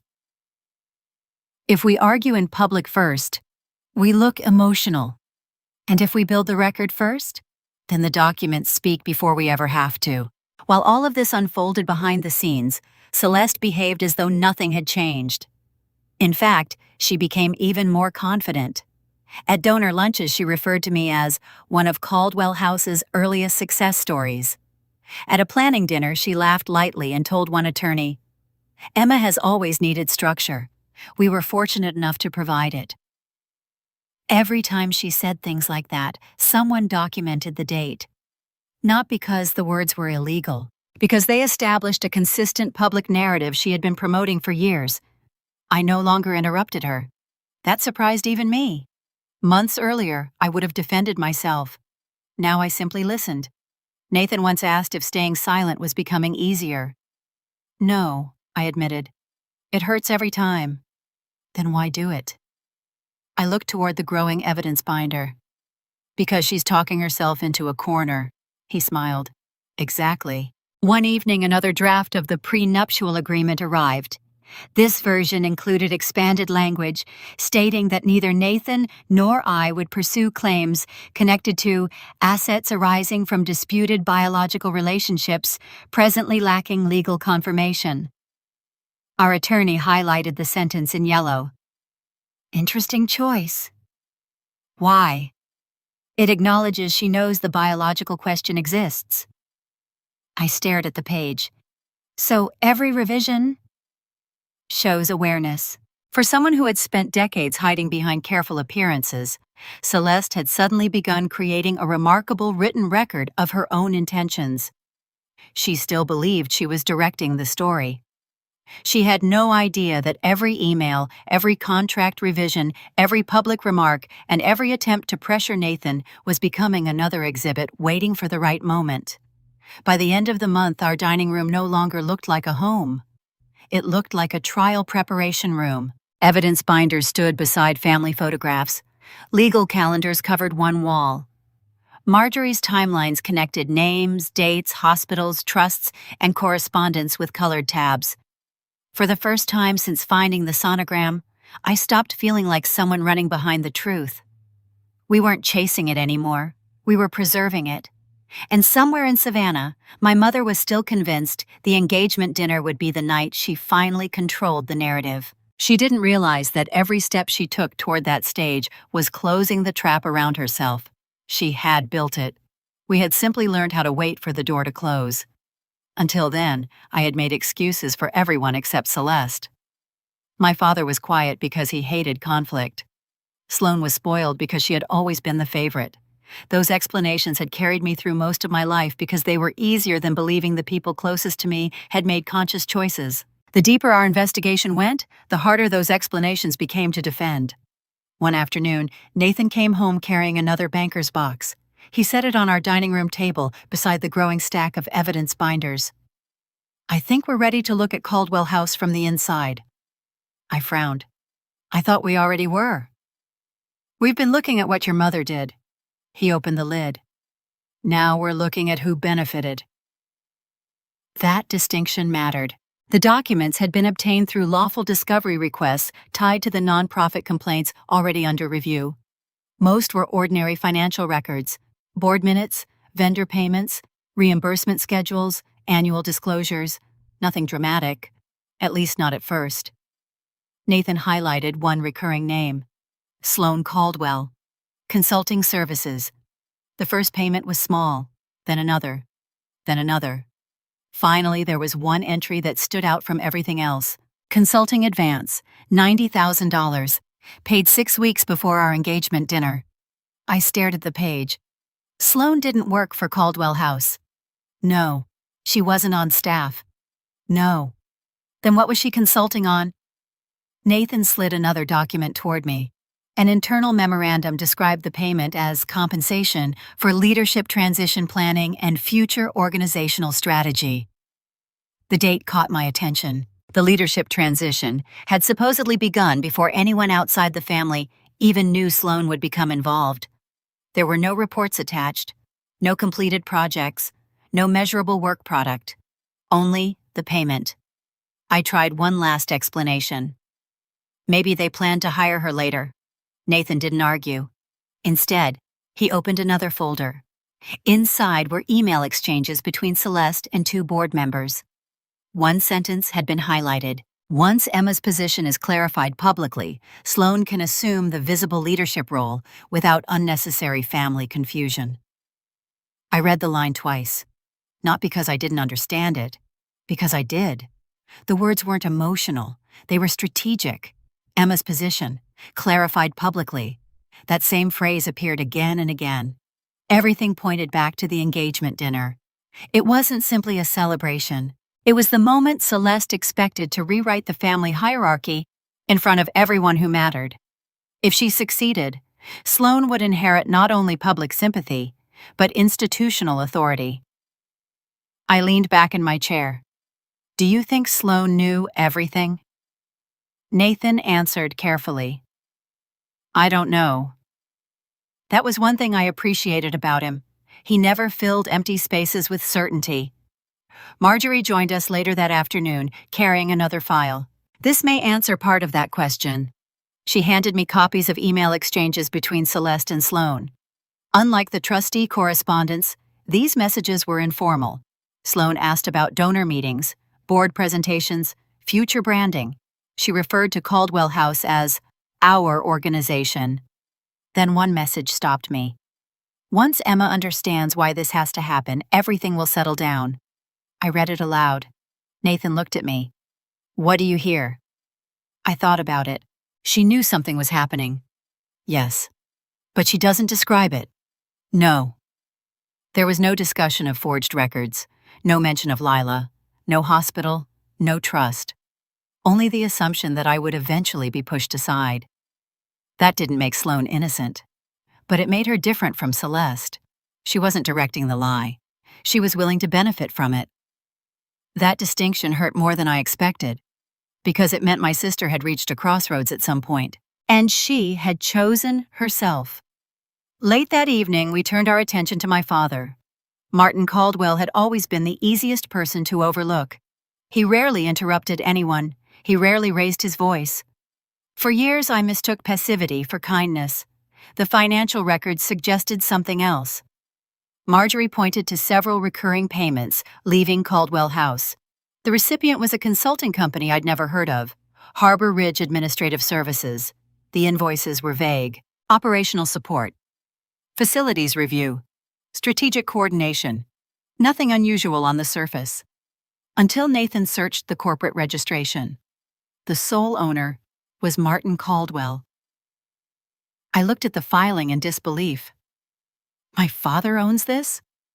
Nathan nodded. The company has no employees. The payments stretched across years, never enormous individually, always consistent, enough to become meaningful over time. According to the records, Harbor Ridge had received hundreds of thousands of dollars in nonprofit funds through loosely documented service agreements. Again, there were no dramatic conclusions, only patterns. Patterns that explained why Martin never challenged Celeste. He wasn't merely avoiding conflict. He had something to lose. I remembered every family dinner where he looked away instead of speaking. Every conversation he quietly ended. Every time he left the room when Celeste corrected me. I used to think he was weak. Now I wondered how often he had calculated the cost of telling the truth. The realization settled over me slowly. Celeste had ruled the family, but she had never ruled alone. Everyone around her had accepted a different reward. Power, money, status, security. My silence had funded all of them. Nathan closed the final binder. "We don't use any of this unless we have to." I looked up. "What do you mean?" "Our strongest evidence remains your identity." He tapped the folders containing the financial records. "These become relevant only if your family insists on defending the lie publicly." I understood. This wasn't about humiliation. It was about accountability. Every new document stayed in reserve until it became necessary. That discipline protected the case. It also protected me from becoming someone driven only by revenge. That night I drove alone through Atlanta before going home. Traffic moved steadily beneath the city lights. Families filled restaurants. Parents laughed with their children. Ordinary lives continued without knowing mine had quietly changed again. For weeks I had been searching for my mother. Now I was also losing the family I thought I already had. Not because the investigation destroyed them, because it finally showed me who they had been all along. When I returned home, I placed one sentence into my notebook. Not everyone in my family created the lie, but everyone found a reason to live inside it. For the first time, I stopped hoping someone would come forward simply because it was the right thing to do. If the truth was going to survive, it would have to survive on evidence, not on loyalty. The Whitmore Club looked exactly like the kind of place Celeste believed truth could be managed. Polished floors, white tablecloths, gold-framed mirrors, staff moving quietly with trays of champagne, while everyone pretended not to notice how carefully they were being arranged. The engagement dinner had grown into something much larger than a family celebration. By the time Nathan and I arrived, the front steps were already crowded with people I recognized from charity galas, board luncheons, legal fundraisers, and society pages. A photographer stood near the entrance with a flash mounted high over his camera. Two local news crews waited closer to the street, pretending they were there for a feature about philanthropy and legacy. Celeste had invited the whole city to watch her win. I stood beside Nathan at the curb for a moment longer than necessary. He noticed. "You okay?" I looked through the open doors at the lights inside. "No." His hand found mine. "That's allowed." I nodded once. Then we walked in. The first thing I understood was that Celeste had planned the room like a trial where she got to be judge, witness, and prosecutor. The seating chart was displayed on thick cream paper near the entry. Donors sat near the front. Board members from Caldwell House had been placed close to Celeste's table. Attorneys were scattered throughout the room like they had simply appeared by accident. A society columnist stood near the bar, laughing with a woman from the museum board. Several trustee-related guests were present too, people whose names I recognized only because Nathan had shown me documents weeks earlier. None of it was accidental. The cameras were not accidental. The microphone near the small stage was not accidental. The program cards printed with family legacy remarks were not accidental. Celeste had built a public record before anyone had said a word. She stood near the center of the room in a deep emerald dress that made her impossible to miss. Her hair was swept back, her diamonds were larger than usual, and every movement looked practiced. She greeted donors with both hands. She touched elbows with attorneys. She smiled toward the cameras in a way that seemed warm, unless you knew her well enough to see the calculation underneath. Sloane stood beside her in ivory silk, relaxed and shining. My sister looked like someone who had already been promised a future and was waiting for everyone else to applaud it. Martin was at the bar. That was the second thing I noticed. He had a drink in his hand before dinner even began, and whenever his eyes came close to mine, they moved away. Not quickly. That would have looked guilty. Slowly, like he had trained himself to disappear inside a crowded room. Celeste saw us enter. Her smile widened. "Emma," she said, crossing the room. "Nathan, finally." She kissed the air near my cheek. Her perfume was familiar enough to make my stomach tighten. "I was beginning to worry," she said softly. "We cannot have the guests waiting." Nathan's voice stayed even. "We're right on time." Celeste held his gaze for half a second too long. "Of course." Then she turned to me. "You look pale, sweetheart." There it was, the public concern, the private blade. I smiled. "It's been a long week. I can imagine."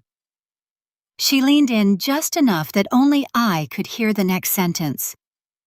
Tonight, we'll make many things clearer. For most of my life, that would have worked. A sentence like that would have followed me through the room. It would have made me question my dress, my posture, my tone, my right to stand beside Nathan at all. But I knew too much now. I knew about the trust. I knew about the emails. I knew about the prenup language. I knew about Sloane's advance and Martin's company. Most importantly, I knew Celeste believed the night still belonged to her. So I did the one thing she never expected from me. I said nothing. Her eyes narrowed slightly. Then a donor called her name, and the smile returned to her face like a curtain dropping back into place. Nathan guided me toward our table. As we crossed the room, I saw Marjorie near the back wall in a navy suit, speaking quietly with a man I recognized as our attorney. She did not wave. She did not come over.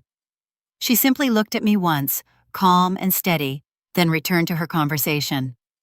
Two other people stood near the side hallway. I did not know their names, but Nathan had told me enough to recognize the shape of preparedness. They were not there to create a scene. They were there in case Celeste forced one. That knowledge did not make me feel powerful. It made me feel grounded. There is a difference. Power would have meant walking in and taking the microphone from her hand. Grounded meant understanding that I did not need to. Dinner began with polite noise, silverware against plates, low laughter, compliments about flowers, questions about wedding plans. People asked me whether I was excited, whether I had chosen colors, whether we had settled on a venue. I answered with short, normal replies because that was what the room required. All the while, I watched Celeste move. She stopped at the trustees' table twice. She spoke to the society columnist with one hand resting lightly against her chest, as if whatever she was saying carried emotional weight. She introduced Sloane to two board members with a phrase I had heard too many times lately. "Our future is in very capable hands." Sloane laughed softly. "I'm just honored to be trusted." Trusted. The word landed badly. Martin sat 3 seats away from me during dinner. He ate almost nothing. His glass emptied twice before the main course arrived. Once, when Celeste was busy across the room, he leaned toward me. "Emma." I looked at him. For a second, I saw something almost human in his face. Regret, maybe. Fear, definitely. "What?" I asked. He swallowed. "This isn't the time." I almost laughed, not because it was funny, because after all these years, even his warning protected himself first. "No," I said quietly. "It never is." His eyes dropped to the table. He did not speak to me again. When the plates were cleared, the room shifted. People turned slightly toward the stage before anyone told them to. The photographer moved closer. One of the news cameras adjusted position. Celeste's assistant checked the microphone, then stepped away. Nathan placed his hand over mine under the table. "Remember," he said, "I know. Let her choose." That had been the instruction from everyone. Let Celeste choose her own words. Let her decide whether to turn implication into accusation. Let her decide whether to create the public record she had promised the trustee. I had spent weeks practicing silence. I thought that would make tonight easier. It did not. When Celeste walked to the microphone, the room welcomed her like she belonged there. Applause moved gently across the tables. She waited until it softened, then smiled with perfect gratitude. "Thank you all for being here tonight," she began. "This family has always believed that love is not merely private. It is public. It is shown through service, through duty, and through the legacy we leave behind." Several people nodded. I watched the trustee-related guests. They listened carefully. Celeste continued. "When Nathan and Emma announced their engagement, I felt what any mother would feel. Joy, reflection, and yes, responsibility." Her eyes moved toward me, just briefly. "Enough. Families are built on truth," she said. "And sometimes truth requires courage." The room grew quieter.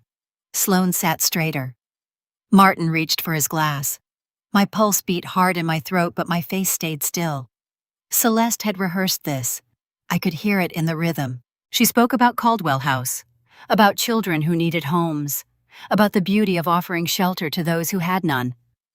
She spoke about how family could be chosen through compassion, and how some bonds were not defined by blood, but by generosity. A year earlier, I might not have understood what she was doing. That night, every sentence had a purpose. She was not just insulting me, she was building language around me. Rescued, chosen, welcomed, not blood, generosity. The same structure from the emails, the same shadow inside the prenup, the same story she had been preparing for the trustee. My life, reduced to branding. Nathan did not move. Across the room, Marjorie remained still. Celeste's voice softened. There has been confusion in recent weeks. Private confusion, painful confusion. And because our family has always lived with transparency, I believe it is time to gently clarify Emma's place in our story. There it was. Not hidden anymore, not implied, public. A strange calm passed through me. It did not remove the fear. It gave the fear edges. Celeste looked directly at me, her eyes shining for the room. Emma came to us through need, she said, and we gave her everything a family could give. A murmur moved through the tables, not loud, just enough. I felt the old humiliation rise from somewhere deep and familiar. Then I felt Nathan's thumb press once against my hand. I stayed seated. Celeste mistook that for weakness. I saw it happen. Her shoulders relaxed, her smile warmed. She believed I had accepted the role she wrote for me. So she continued. Tonight is not about legal claims or misunderstandings about old family matters. It is about gratitude. It is about knowing where we come from and honoring those who opened doors for us when we had none. The photographer's flash went off. Once, twice. I wondered if Celeste heard it as applause. She had turned the engagement dinner into proof. Proof that she had said it publicly. Proof that important people had heard it. Proof that I had not interrupted. But the room contained more than her audience. It contained witnesses. It contained attorneys. It contained people who had received preservation notices. It contained the exact public accusation Nathan's team had warned her not to make unless she could support it. Celeste lifted her glass. To Nathan and Emma, she said, may their future be honest, stable, and free from unnecessary confusion. People began to raise their glasses. Not everyone. Some looked uncomfortable now. A few attorneys exchanged glances. The trustee did not lift his glass at all. Nathan stood. He did not rush. He did not look angry. That was what made the room change. Celeste's smile held for 1 second too long. Nathan? She said lightly. He buttoned his jacket. Thank you, Celeste. His voice carried without effort. I think everyone here appreciates honesty. A silence opened. Not dramatic, real. The kind that happens when a room senses the script has changed. Nathan turned toward the guests, then back to Celeste. Before any further statements are made about Emma's identity, lineage, or legal standing, I think it would be appropriate to correct the record. Celeste's face did not fall. She was too practiced for that. But the color shifted underneath her makeup. Nathan, she said softly, still smiling, this is hardly the moment. He nodded once. I agree. Then he looked at the microphone in her hand. But you made it the moment. No one moved. My heart pounded so hard I could feel it in my wrists. Nathan did not reach for the microphone. He did not need to. Our attorney had already stepped away from the back wall. Marjorie was watching Celeste, not Nathan.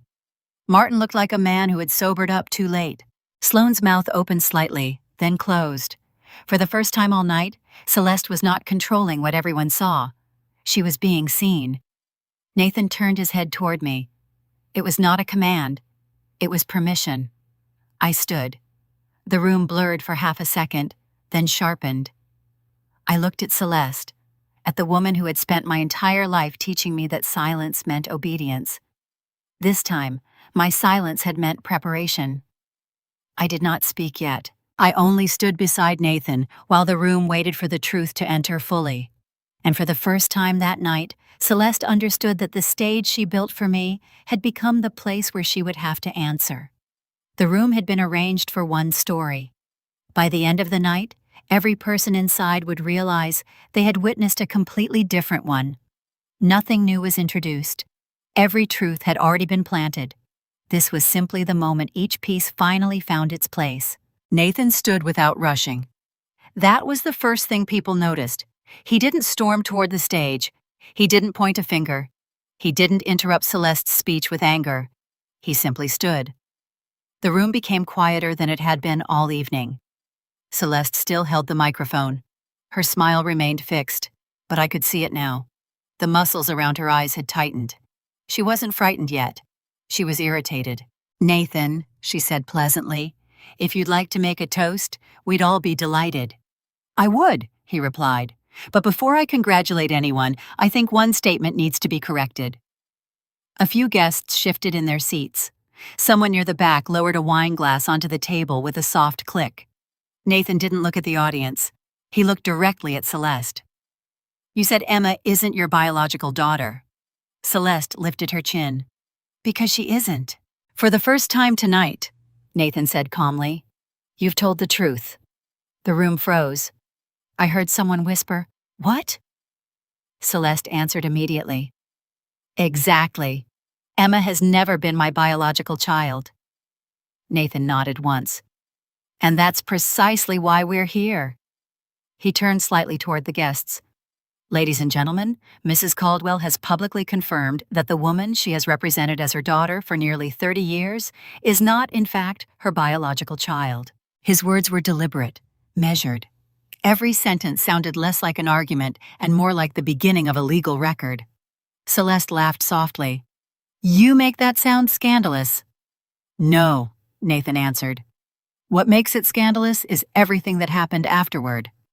He opened a leather portfolio. Our attorney stepped beside him and handed him the first document. Nathan never waved the paper dramatically. He simply held it where the people closest could see.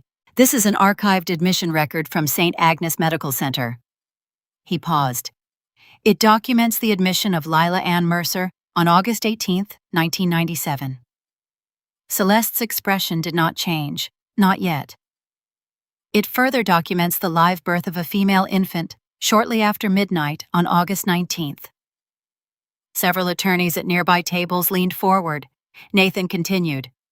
"It also documents Lila Mercer's death later that same morning following medical complications." Silence. No applause. No whispers. Only silence. He laid the first document on the podium. Then came the second. "This is the delayed birth certificate filed less than 12 hours later." He didn't raise his voice. "It identifies Celeste Caldwell and Martin Caldwell as the biological parents of that infant." A man seated near the trustee looked toward Celeste. She answered before anyone could ask. "The hospital made mistakes." Nathan nodded. "Perhaps." He lifted another folder. "So we searched for the adoption." He looked around the room. "There isn't one." Another document. "No guardianship order." Another. "No custody transfer." Another. "No consent signed by Lila Mercer." Every sentence closed another door. Celeste's attorney stood. "I object to this entire performance." Nathan remained perfectly calm. "You are welcome to dispute any document individually." The attorney hesitated. He had expected emotion, not organized evidence. Nathan continued. "If these records are inaccurate, we invite anyone present to identify the error." Nobody spoke. Not because they believed us completely, because nobody could point to a specific mistake. Celeste finally stepped away from the microphone. "These are old files," she said. "Incomplete files." Nathan answered immediately. "Which is why we didn't stop there." Marjorie Bell rose from her seat. She wasn't introduced dramatically. She simply walked forward, carrying another folder. "My name is Marjorie Bell," she said. "I served 26 years with the Georgia Bureau of Investigation." The room recognized the authority in that sentence. "I assisted in locating an eyewitness." She stepped aside. The ballroom doors opened. Gloria Pike entered slowly. Age had bent her shoulders, but not her voice. "I worked maternity at St. Agnes." You could feel the room changing, not loudly, quietly, People who had spent their lives judging credibility recognized it when they saw it. Gloria described Lila arriving frightened but hopeful. She described the velvet pouch. She described the tiny bracelet. She described Celeste demanding paperwork, while Lila was still fighting for her life. Then Gloria reached into her folder. I wrote this on August 19, 1997. She handed the incident note to our attorney. Copies were quietly distributed to the trustee, several attorneys, and the board chair from Caldwell House. I believed something wasn't right, Gloria said. I reported it. What happened? Someone asked. My supervisor told me to leave it alone. Why? She looked directly at Celeste. Because the Caldwell family mattered more to the hospital than one dead young woman. Gasps spread across the room. Small, uncontrolled, real. Celeste finally lost patience. She's an old woman remembering things incorrectly. Gloria met her eyes. No. You are. Nathan spoke before the room could descend into chaos. Mrs. Pike's testimony is supported by physical evidence. He reached into another case. This time he looked at me. I nodded. He lifted the tiny bracelet. Even from where I stood, the magnolia engraving caught the light. This bracelet was recovered through the documented estate of Beatrice Wynne. He didn't need theatrics. The object carried its own weight. The engraving reads Emma Magnolia. Then he unfolded one of Lila's letters. My daughter's name will be Emma Magnolia Mercer. Nathan lowered the page.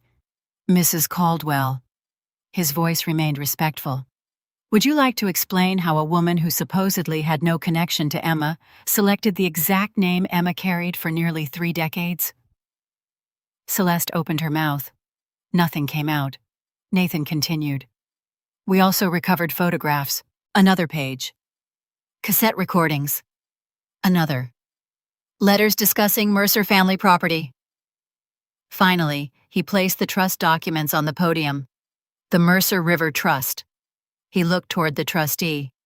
The governing instrument identifies Lila Mercer's direct biological child as the primary beneficiary upon reaching age 30. The trustee slowly stood. I can confirm those provisions. Nathan nodded. Thank you.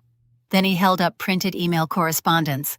These emails were sent by Mrs. Caldwell to the trustee. He read aloud. Emma is not Lila Mercer's biological child. Another page. A public clarification is being prepared. He looked around the ballroom. This, he gestured gently toward the room, was the public clarification. Everything connected at once. The donors, the photographers, the attorneys, the seating chart, the speeches, the cameras. It had never been an engagement celebration. It had been designed to manufacture a public version of history. A woman from the museum board quietly whispered, My God. The society columnist stopped taking casual notes and began writing rapidly. One of the television cameras moved closer, not toward Nathan, toward Celeste. She finally raised her voice. I raised her! Nobody argued. Nathan nodded. Yes. You clothed her. Yes.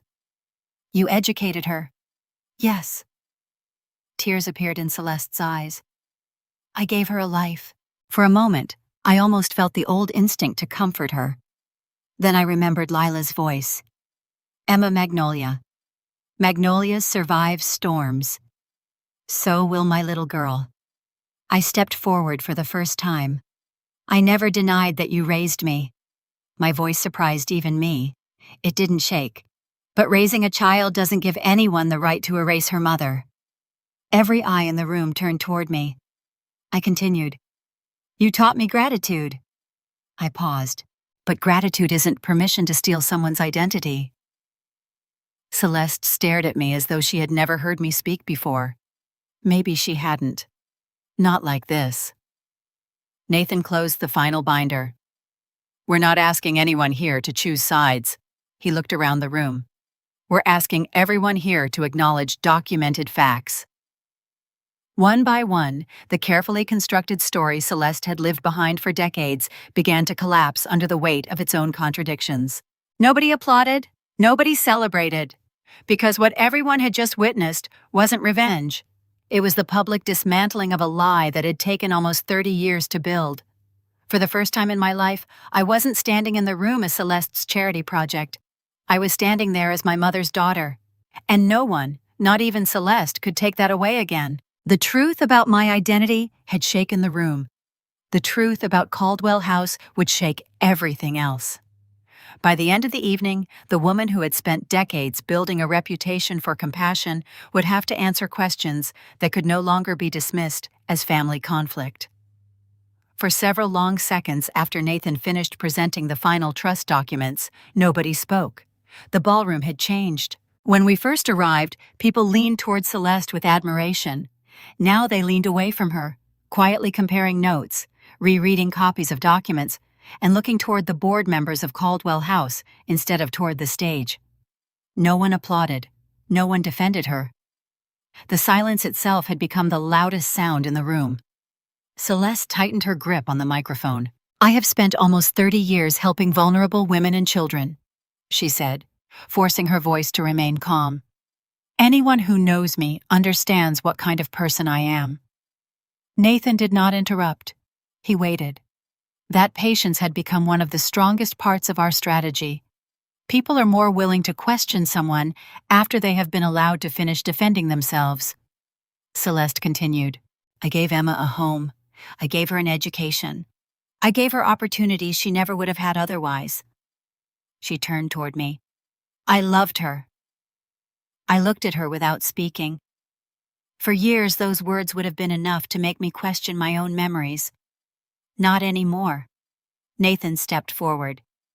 "No one here is denying that Emma was raised in your home." He placed another binder onto the podium. "The question tonight is whether your public image was supported by honest stewardship." Several members of the Caldwell House board looked at one another. Until then, they had believed the evening was about family history. They were about to discover it also involved the organization they governed. Nathan opened the binder. "These are Caldwell House financial filings." He turned a page.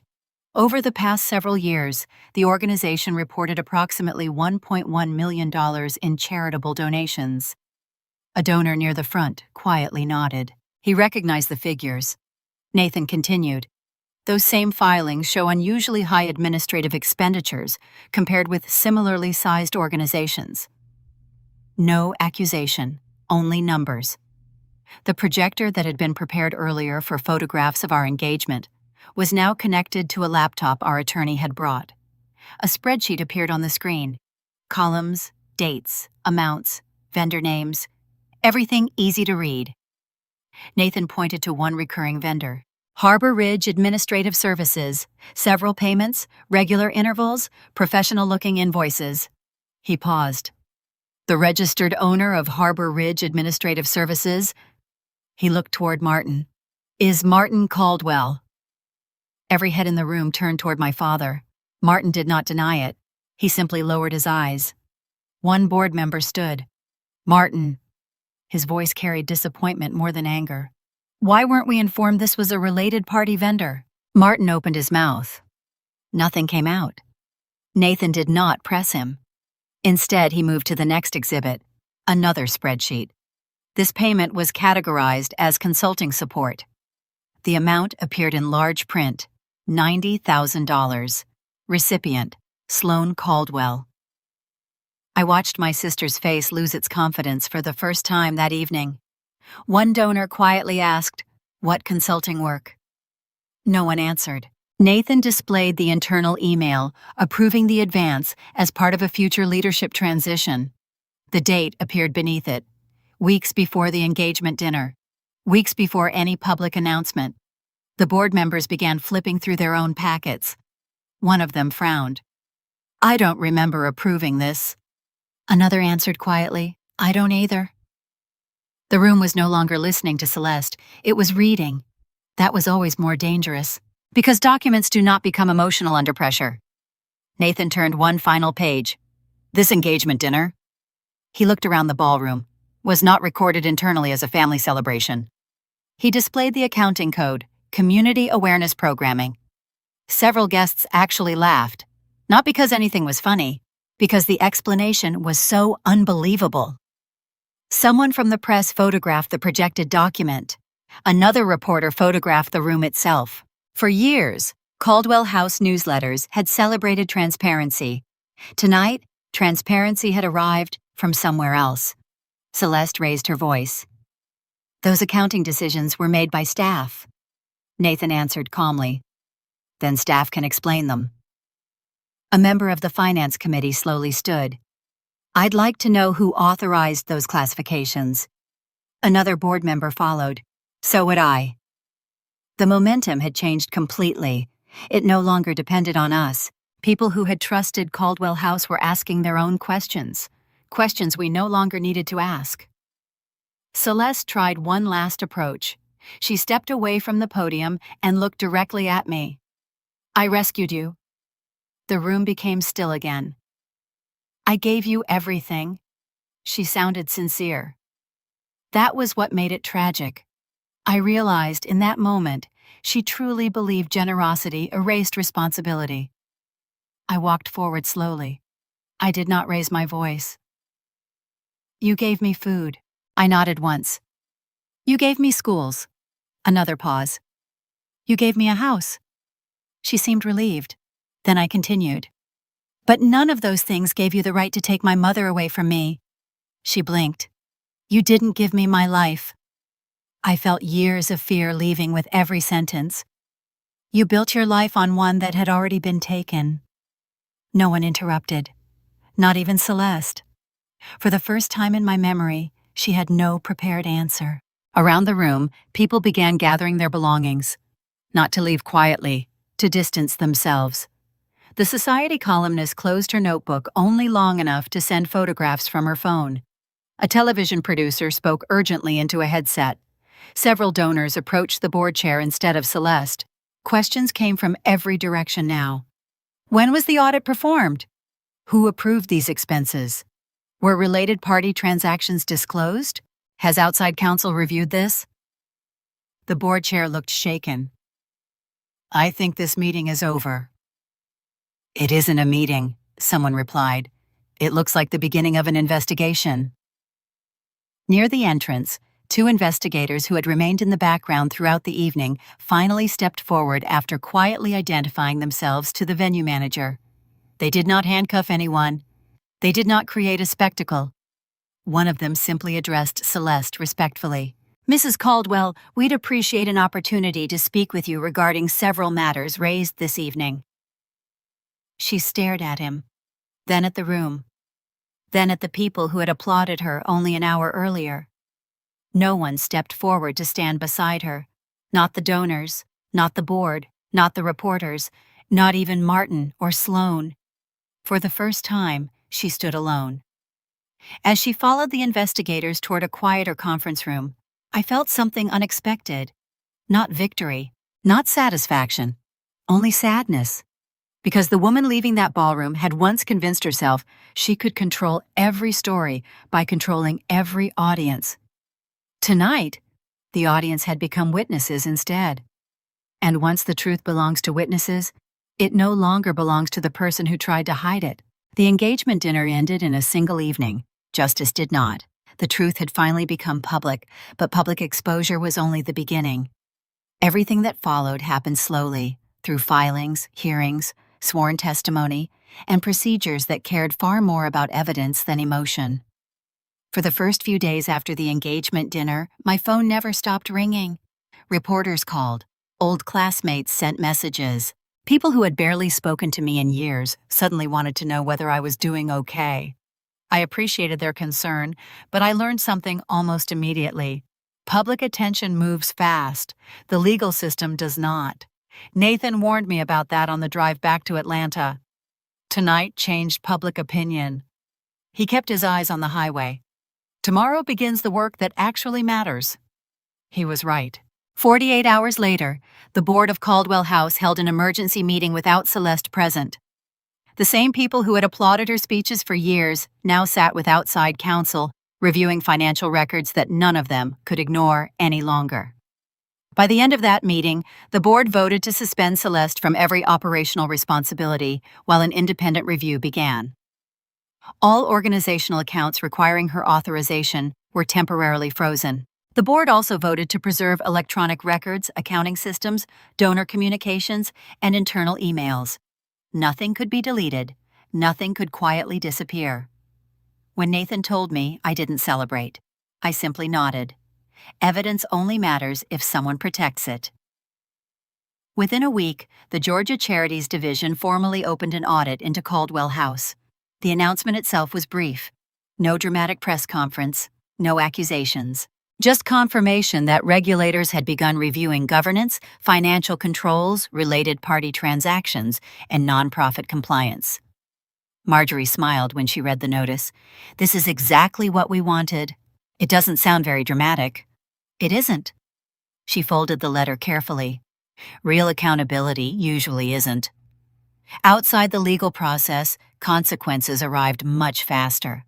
Several long-term clients quietly terminated their contracts with Caldwell and Rowe. One historic renovation project was paused indefinitely. A luxury hotel group withdrew from negotiations. Another client requested every invoice connected to prior consulting work. Within 2 weeks, employees who had never questioned company leadership found themselves answering uncomfortable questions from customers they had known for years. The damage spread without anyone needing to encourage it. Reputation has value. Once people stop trusting it, they stop paying for it. The Mercer trustee acted just as quickly. Rather than waiting for every lawsuit to finish, the trustee filed a protective motion asking the probate court to preserve all trust assets until beneficiary status could be conclusively determined. Nathan explained why that mattered. If the court grants it, nobody can sell, transfer, borrow against, or interfere with the property. And if they don't, they usually do when identity litigation is pending. The judge granted the motion. For the first time since I learned about the Mercer River Trust, I knew the land was safe. Not mine yet, but safe. Several weeks later, our attorney filed the petition we had prepared from the beginning. Court-supervised DNA testing. Not private testing, not voluntary family kits. Official collection, verified identities, documented chain of custody. Every step happened under court procedures. The sample collection itself lasted less than 15 minutes. Waiting for the results felt much longer. I thought I already knew the answer. Emotionally, I did. Legally, I still needed someone else to confirm it. When the report arrived, our attorney placed it in front of me without saying a word. I unfolded the first page. Probability of maternity through the Mercer family line. Consistent with Emma being the biological daughter of Lila Ann Mercer. I stopped reading. For months I had gathered records, letters, witnesses, hospital files, photographs. None of them affected me quite like that single sentence. Not because it told me something new, because it removed the last opportunity for anyone to deny it. Nathan wrapped his arm around my shoulders. You have your answer. I nodded. So did she. Lila had known all along. The court simply caught up. The criminal investigation moved more slowly. Search warrants, financial analysis, handwriting examinations, witness interviews, bank records, electronic communications. Every agency worked through its own process. Sometimes weeks passed without any news at all. Those quiet periods frustrated me at first. Then I understood something. Justice built on patience survives appeals. Justice built on outrage often doesn't. Months later, formal charges were filed. The indictment covered multiple areas: falsified vital records, attempted trust fraud, misuse of charitable assets, obstruction related to documentary evidence. The prosecutors never claimed the case was simple. They claimed it was supported. That difference mattered. Celeste fought at first. Publicly, she insisted she had acted out of love. Privately, her attorneys began negotiating. Eventually, she accepted a plea agreement. She admitted responsibility for key offenses, rather than forcing every witness through a lengthy trial. The agreement required a prison sentence under state law. She also agreed to substantial financial restitution. She accepted a permanent prohibition against serving as an officer, director, or fiduciary of nonprofit organizations. Separate civil proceedings placed her controlling interest in Caldwell and Rowe under court supervision, while additional claims continued. The woman who had built her identity around leadership no longer had legal authority to lead. Martin made a different choice. He cooperated. He acknowledged knowledge of irregular paperwork. He provided financial records connected to Harbor Ridge Administrative Services. He testified truthfully about transactions investigators had already begun tracing. Because of that cooperation, his sentence was dramatically reduced. Probation, financial penalties, professional restrictions. When I heard the outcome, I felt no satisfaction, only sadness. He had spent years protecting his career. In the end, honesty arrived only after he could no longer avoid it. Sloane's future changed too. She repaid the consulting advance she had accepted from Caldwell House. She testified about internal discussions regarding leadership succession and public messaging. The court considered her cooperation alongside the evidence, showing she had not directed the original identity fraud. She entered a diversion program tied to financial accountability and ethics requirements. Months later, she sent me a handwritten letter. Not asking forgiveness, not offering excuses, only admitting that she had accepted advantages without asking why they existed. I wasn't ready to answer. Perhaps someday. Perhaps not. Meanwhile, Caldwell House survived. That surprised many people. The board replaced senior leadership. Outside accountants reviewed years of financial records. Independent governance policies were adopted. Programs that genuinely helped families continued operating under new oversight. I was grateful for that. The women and children who depended on those services had never been responsible for what Celeste had done. The organization deserved a chance to become what it had always claimed to be. One afternoon, nearly a year after the engagement dinner, our attorney called. The court signed the final trust order. I drove with Nathan to Beaufort that weekend. The Mercer River property was quieter than I imagined. Tall grasses moved in the wind. The river reflected the afternoon sun. Ancient magnolia trees stood near the entrance, their branches stretching over the narrow road. I understood immediately why my mother had loved the place. It wasn't valuable because someone estimated millions of dollars. It was valuable because generations of one family had believed it should remain home. Nathan looked toward me. "What are you thinking?" I smiled. For the first time in my life, I paused. I don't feel like I'm borrowing someone else's story. He squeezed my hand. You never were. Justice did not erase the years I lost. It did not give me another conversation with Lila. It did not return birthdays that had passed or photographs that were never taken. What it gave me was something quieter. The right name, the right history, the right future. For years I believed safety came from staying silent. Now I understood something different. Silence protects lies. Truth protects people. It simply asks for more patience than most of us expect. Some endings arrive in a courtroom. Mine didn't. Mine arrived one quiet morning beneath a magnolia tree, carrying flowers in one hand and a bracelet in the other. After everything the legal system restored to me, I still had one final journey to make. To meet the woman whose love had survived longer than the lie that tried to erase it. The first birthday after the court entered its final orders felt strangely ordinary. No reporters called, no attorneys needed signatures, no hearings appeared on the calendar. For the first time in years, silence no longer felt dangerous. Nathan and I drove to Beaufort before sunrise. The magnolia blossoms rested on the back seat beside a small velvet pouch that no longer belonged in an evidence locker. Inside was the bracelet. The same bracelet Gloria remembered. The same bracelet Lila had packed before I was born. The same bracelet that had survived nearly 3 decades waiting for me. We stopped first at the cemetery. Lila's grave was smaller than I expected. A simple granite marker. Lila Ann Mercer, 1975 to 1997. Beloved daughter. Beloved mother. I knelt without saying anything. For months I had imagined this conversation. I thought I would know exactly what to say.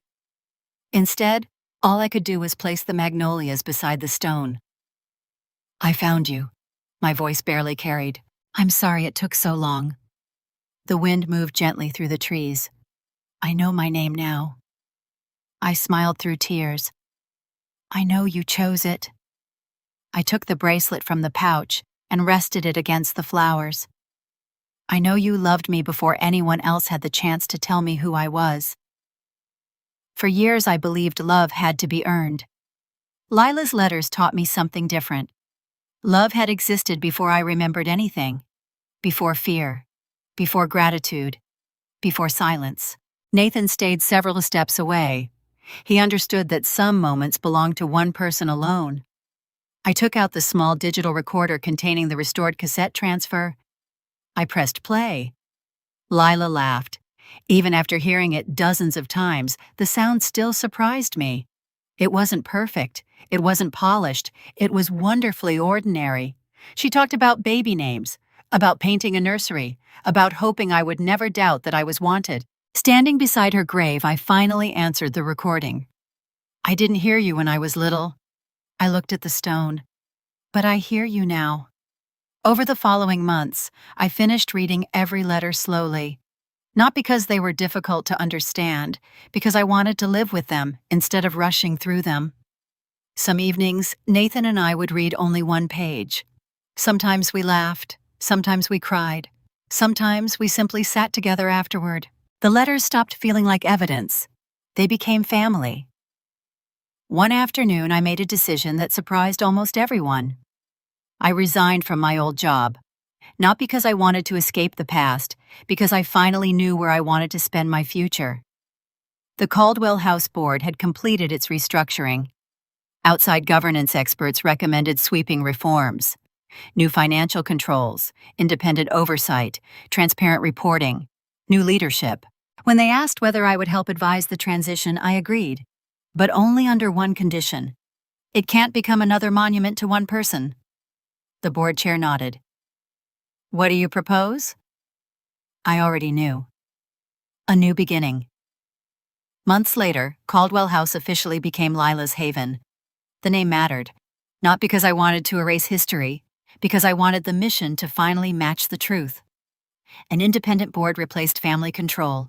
Annual audits became public. Conflict of interest rules were strengthened. Funding priorities shifted toward emergency housing, legal advocacy for vulnerable mothers, and maternal medical support for underserved communities. The first grant approved by the new board funded emergency obstetric care for rural clinics in Georgia. When the motion passed unanimously, Gloria Pike quietly wiped away tears. She accepted an invitation to serve as an honorary advisor. "I spent years wishing I'd done more," she told me. "You already did," I answered. "You remembered?" Martin wrote several times. His first letters were apologies. His later letters were quieter, less about asking forgiveness, more about telling the truth. One package arrived containing a worn binder. Inside were photographs of Lila he had secretly copied years earlier. Family reunions, fishing trips, birthday cakes. A teenage girl laughing with wind-blown hair. On the final page he had written only one sentence. "I should have given these to you the day you became old enough to ask." I kept the binder. I wasn't ready to call him Dad. Maybe I never would be. But I no longer needed to decide immediately. Healing doesn't follow court deadlines. Sloane's journey was different. She completed every financial obligation ordered by the court. She continued therapy. She testified truthfully whenever asked. About a year later, she sent another letter. This one didn't ask for forgiveness. It asked for patience. "I spent my whole life believing being chosen made me better. Now I'm trying to become someone worth choosing." I wrote back, only once. "Healing trust takes consistency, not promises." That was enough. Nathan and I finally married the following spring, exactly as we had wanted from the beginning. No ballroom, no cameras, no speeches about legacy, only family, close friends, and magnolia trees growing beside the Mercer land. Aaron Mercer walked with me for the first half of the aisle. Then he smiled. "The rest is yours." I finished the walk alone, not because I had nobody left, because I finally knew how to stand on my own. The bracelet rested quietly against my bouquet, tied there with a white ribbon. No one else noticed. I did. That was enough. When Nathan took my hands, he whispered the same words he had spoken months earlier. "You know who you are." This time I answered without hesitation. Yes. 1 year later, Leela's Haven hosted its first annual gala. People expected me to speak about lawsuits, fraud, victory. Instead, I spoke about names. When I was a little girl, I said, I believed gratitude meant never asking difficult questions. The room listened. I've learned something different. I looked across the audience. Children should never have to earn the right to know the truth about who they are. No applause yet, just attention. Legal identity matters. So does love. But neither should ever depend on fear. I held up the bracelet, not as evidence, as inheritance. My mother left me more than land. She left me my name. I smiled. And now no one can take it away again. The audience stood quietly, not because they had witnessed revenge, because they had witnessed restoration. When the evening ended, Nathan and I walked outside beneath another magnolia tree. The air smelled exactly as it had the morning we visited Lila's grave. I realized then what my greatest inheritance had actually been. Not the trust, not the land, not even the letters. It was the freedom to tell my own story. For years, other people decided who I was. A rescued child, a burden, a project, a grateful daughter. Now, when someone asks my name, I answer without hesitation. My name is Emma Magnolia Mercer. My mother chose it. And I finally chose to live it.